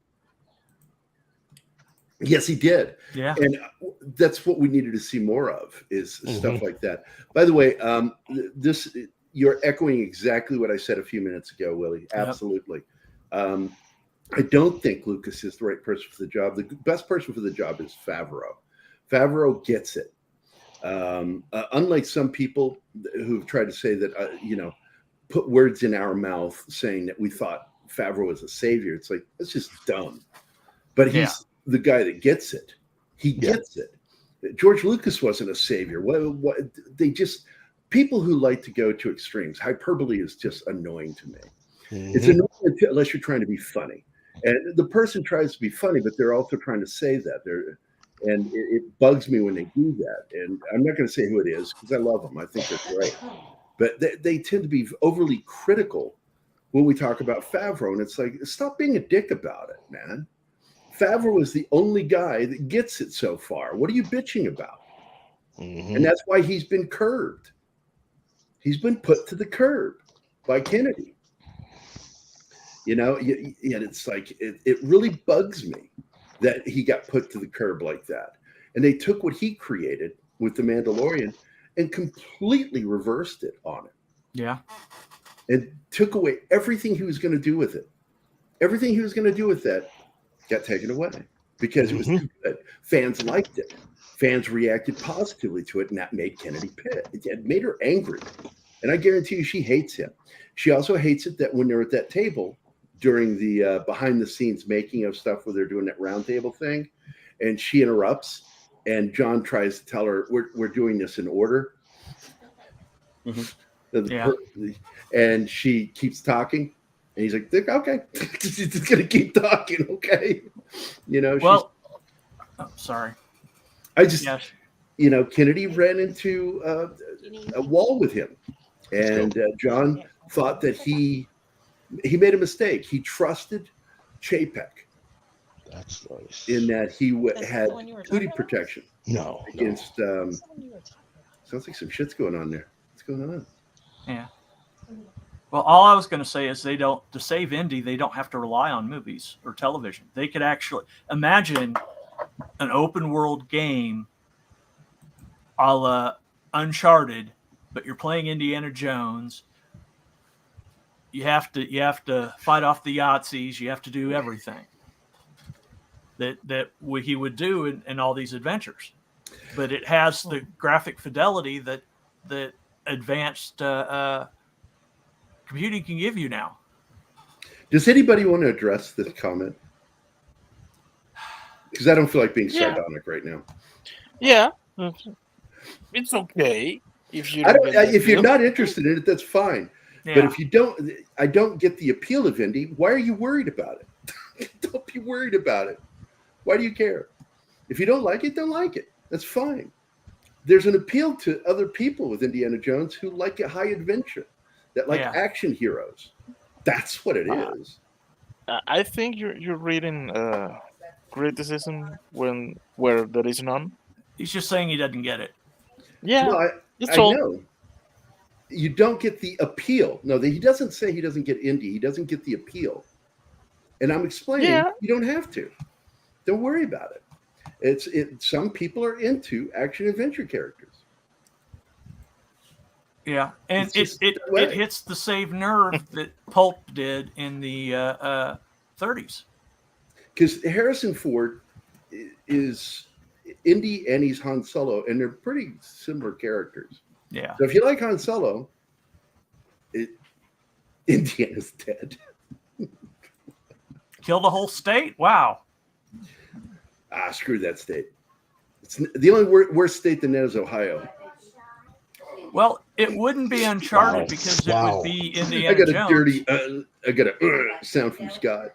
Well, if we're gonna go that route, you can say that Uncharted is just Tomb Raider. It is. Yeah. It's a rip off of Indiana Jones. And Tomb That's all Raider's more Uncharted is. Indiana Jones. Tomb Raider than, too.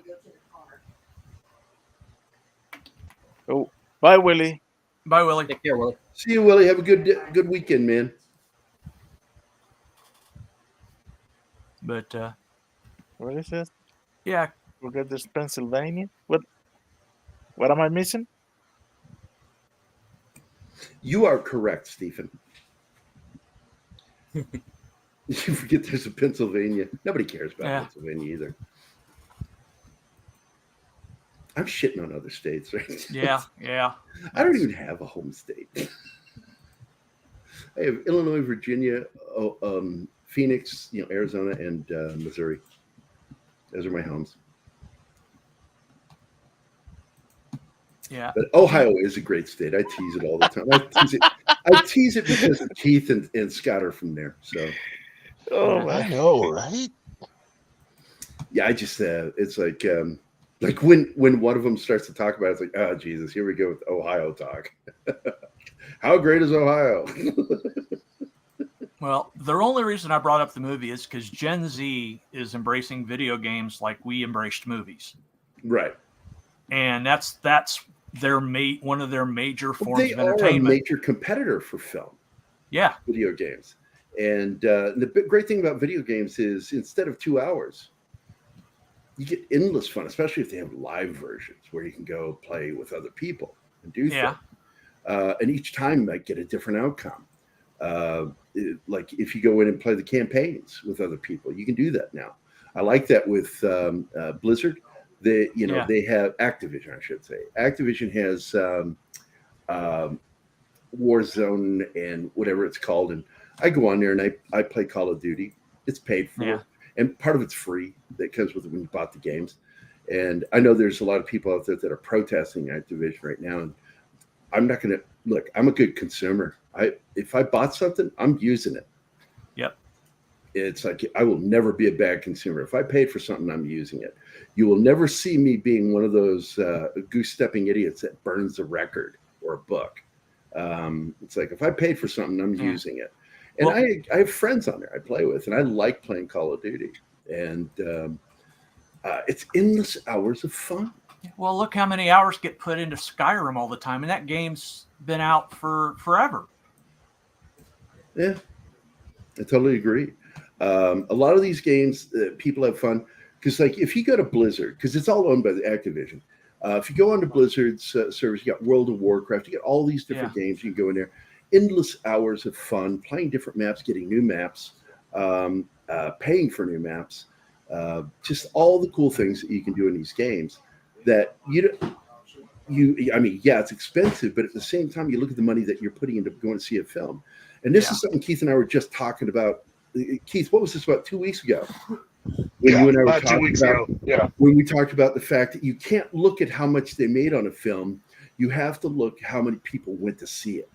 That should be the new gauge because the numbers of people actually going to the movies, and I think that came up with Valiant Renegade and WDW Pro. Both of them brought it up because it's important because tickets are so expensive now. Just because you made that money doesn't mean you got that many people to go see your film. That's right. Because the number of people that they estimate went to go see The Little Mermaid is fewer than the number of people that actually went and saw the Will Smith version of Aladdin. Yep. Yeah. Yep. And it's a problem. And the studios are pretending it's not there. They know it's there. They're fully aware of it.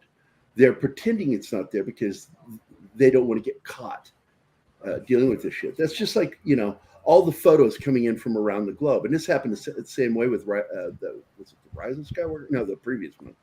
Oh, we've got a raid going on from Trek Yards. Oh, very cool. By the way, Salty Nerds on Saturday is going to start dumping their audience onto us. Katie's got a hold of me. Let me know. Cool. Thank you, Matt. So, Yeah, I mean, I'm probably not a good example, but I've dumped countless out. Well, I can count out the hours, but I've dumped a lot of hours in video games. Just World of Warcraft alone, I have 485 days of playtime. Wow, dude. Yeah. I can't say anything though. Mine was Call of Duty. Yeah, mine is still Call of Duty. I got off of playing even Bad Company and Battlefield because I didn't like where they were going with it, and I really had problems with the action on the character, the movement. It just didn't feel right. Call of Duty, they get it right. It's perfect. Also, one shot, one kill in hardcore. I like You can find me in Warzone for Call of Duty. I love going into Warzone. You'll find me on Call of Duty under the name Cohen's Ghost. I've had that name for 16 years. Xbox. By the way, Don Ranger Power says, Raid de Terquiards, bonjour, Gary Keith John Martin, deleted scenes et tout, joyous. I'm not even going to try to speak French. We love you, man. Thank you so much. Yep.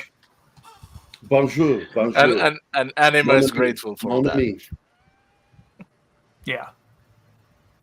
What's this? He says, anyway, I'm reliving the 2012 Universal Picture adaptation of Les Mis on Netflix. I like that adaptation. It's weird with Russell Crowe singing, but it's not bad. Yeah. All I know is the star of that film, Anne Hathaway.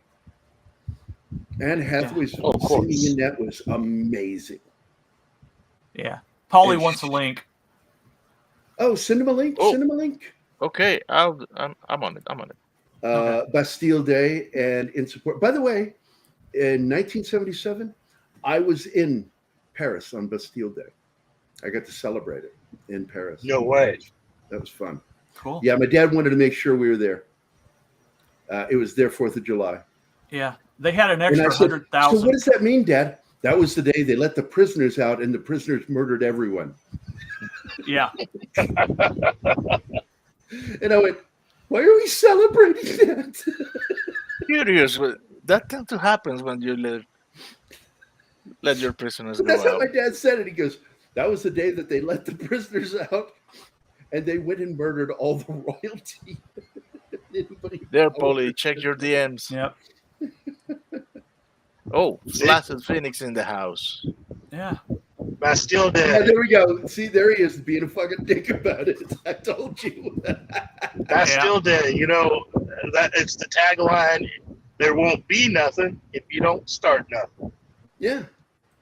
Yeah, and there's a world of difference between saying someone's the right person for the job and saying they're the savior.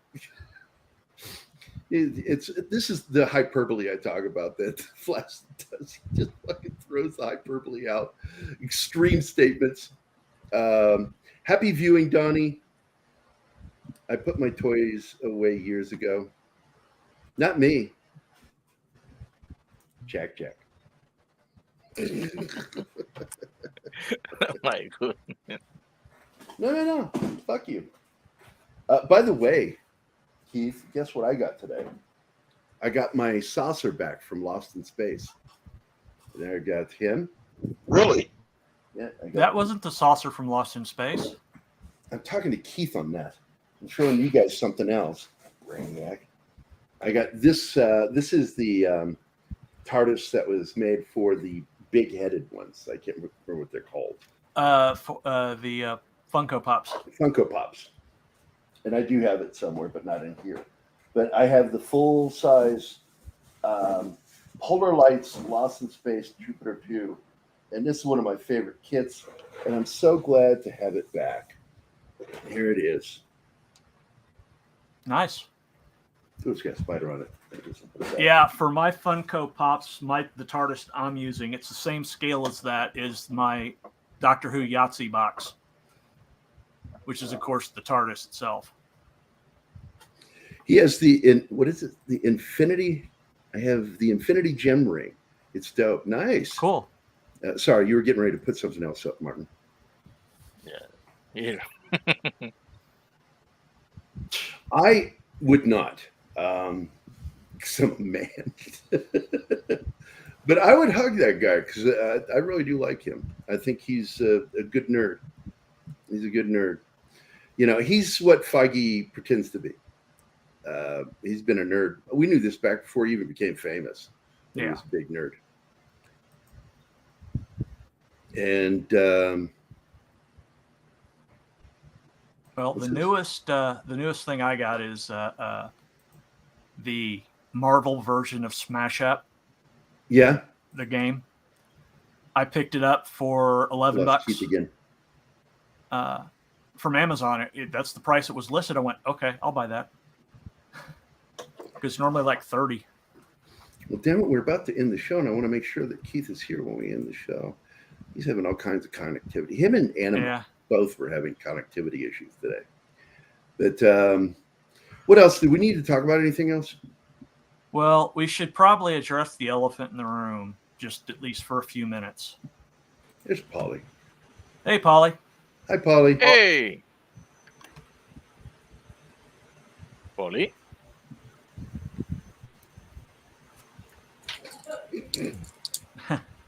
Well, that Polly. Yo. Hey, watching? I got to know.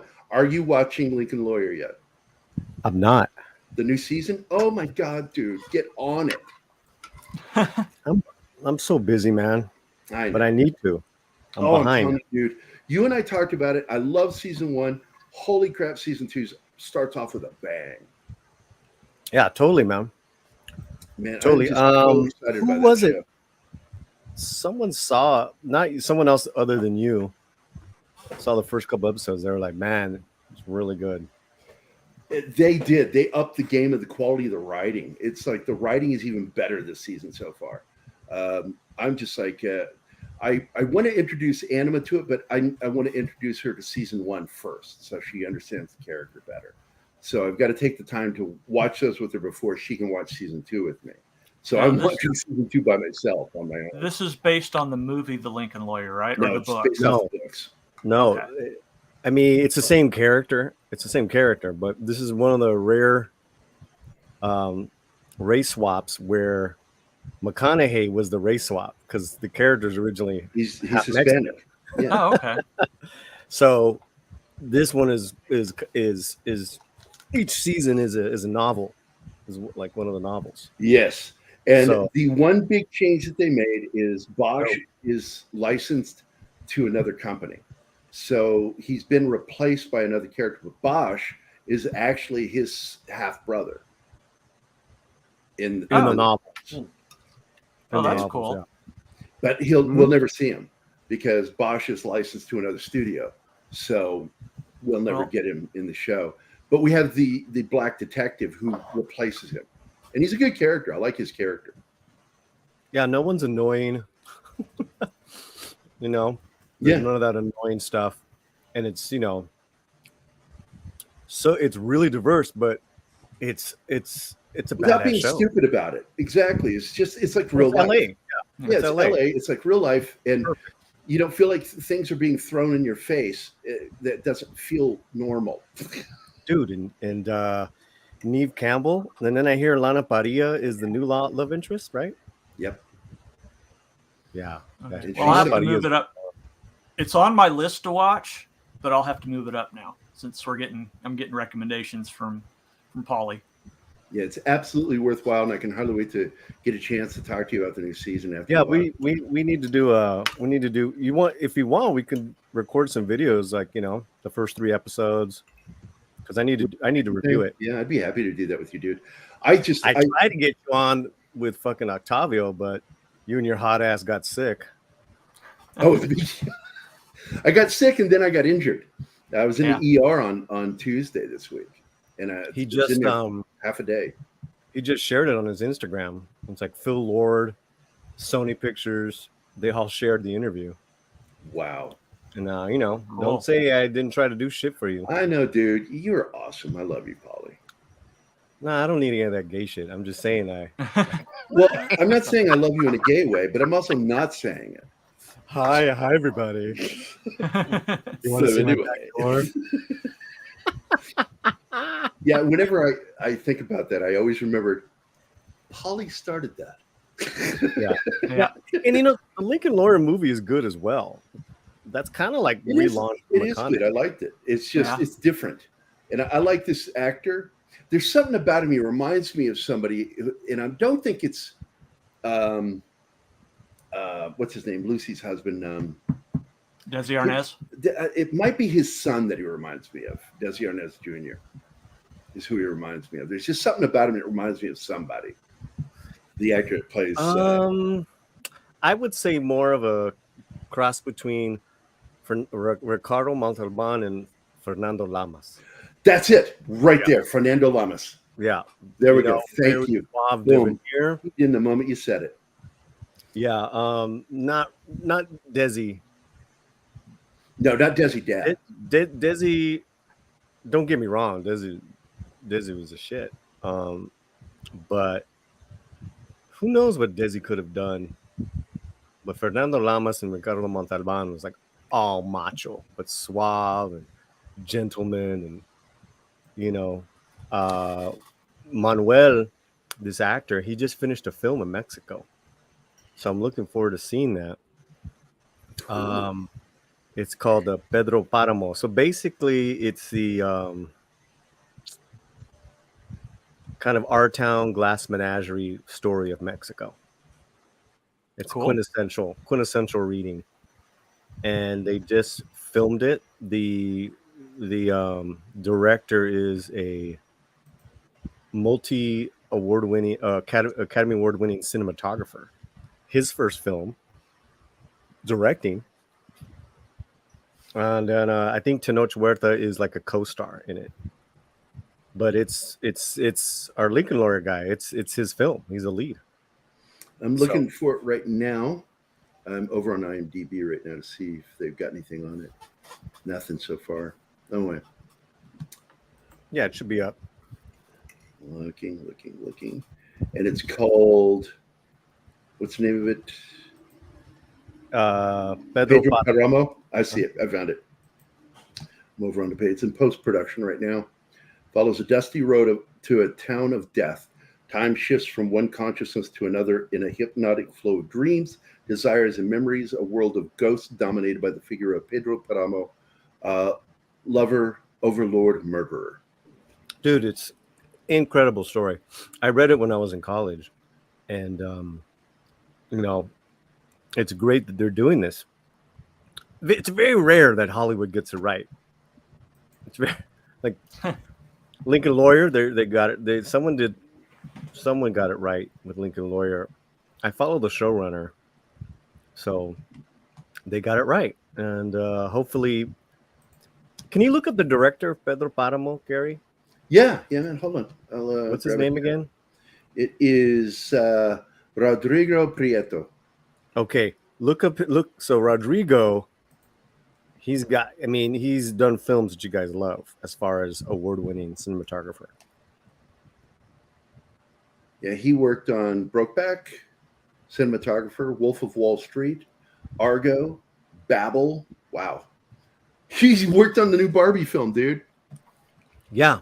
And this is his first movie he's directing. The Flower Moon, dude. Director of photography. Dude. Oh my God. I saw the trailer on IMAX the other night before Mission Impossible. And he made 3 Taylor Swift music videos. Listen, we saw Mission Impossible Monday night. Romy fucking loved it. It's a little long, but that trailer was wicked. And then at the end, love that they got the guy that does the fake trailers to work on real trailers. That's his voice on the new Mission Impossible trailer. Oh no, I'm talking about the Flower Moon. Oh, Flower Moon. Yeah. No, the Flower Moon trailer, like you see it on the. It's these trailers are also meant to be seen on big screens, man. Yeah, we kind of judge them on the little screens. I stopped doing that. I stopped putting them on my bigger screen if I'm going to react to them. But that got a huge response. That Flower Moon. Well, it's one of those stories that's similar to what, like Shane Moore, he's a Indian friend of mine. He and I worked on a script together that deals with the missing women of many of the tribes. They just go missing. And I believe that it's tied directly into the sex trade. And we kind of do that in the script that we worked out. And the murders, and this guy, part of the community, beloved member of the community, is the fucking murderer in real life. He was a cold-hearted killer, man.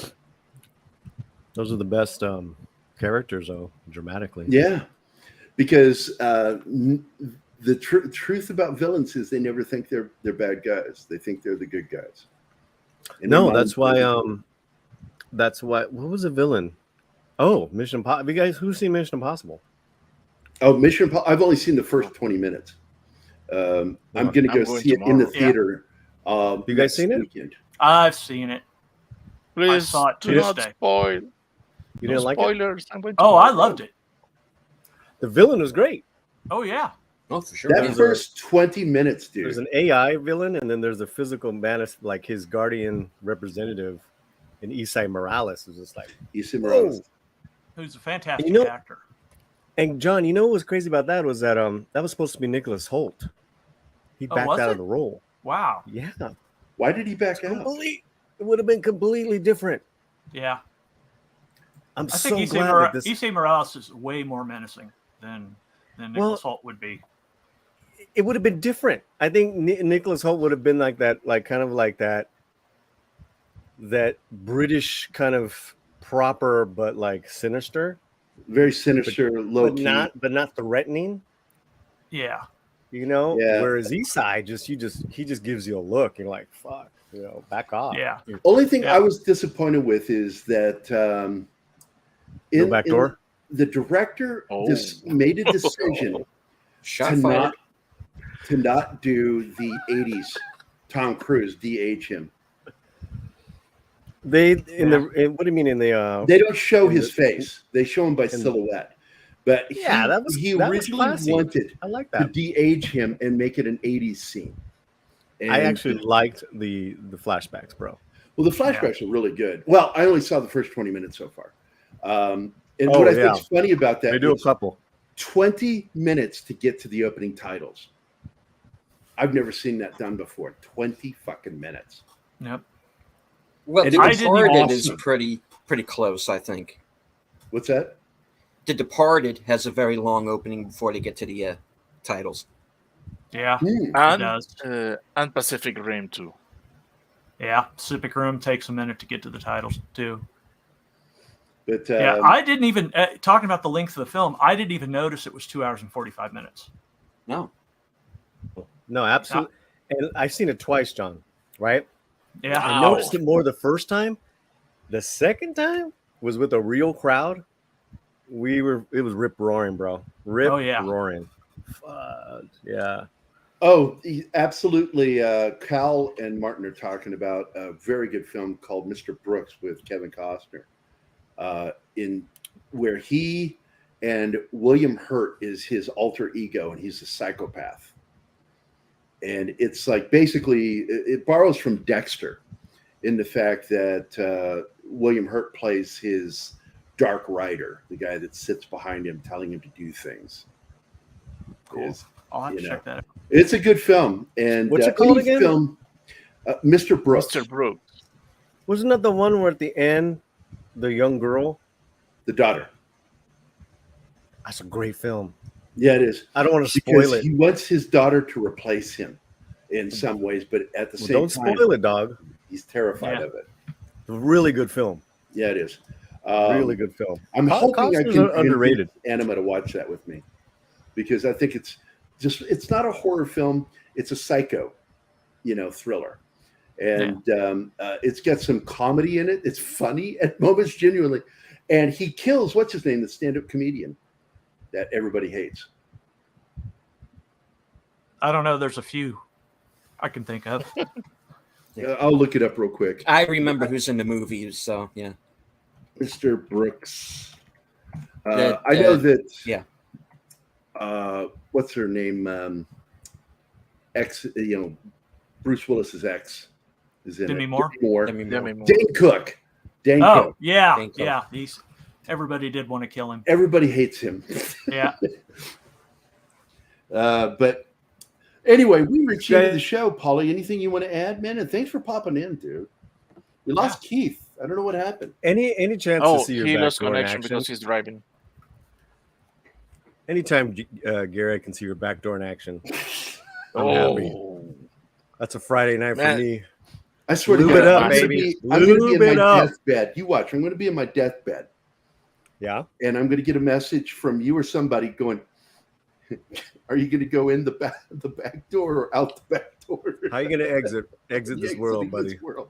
The front door or the back door? All right, man. I want to thank everybody for being. Yeah, one more thing. Have you seen Flaming Hot? No. What is that? The Cheetos movie. The Cheetos movie. I recommend that. I recommend that movie this weekend.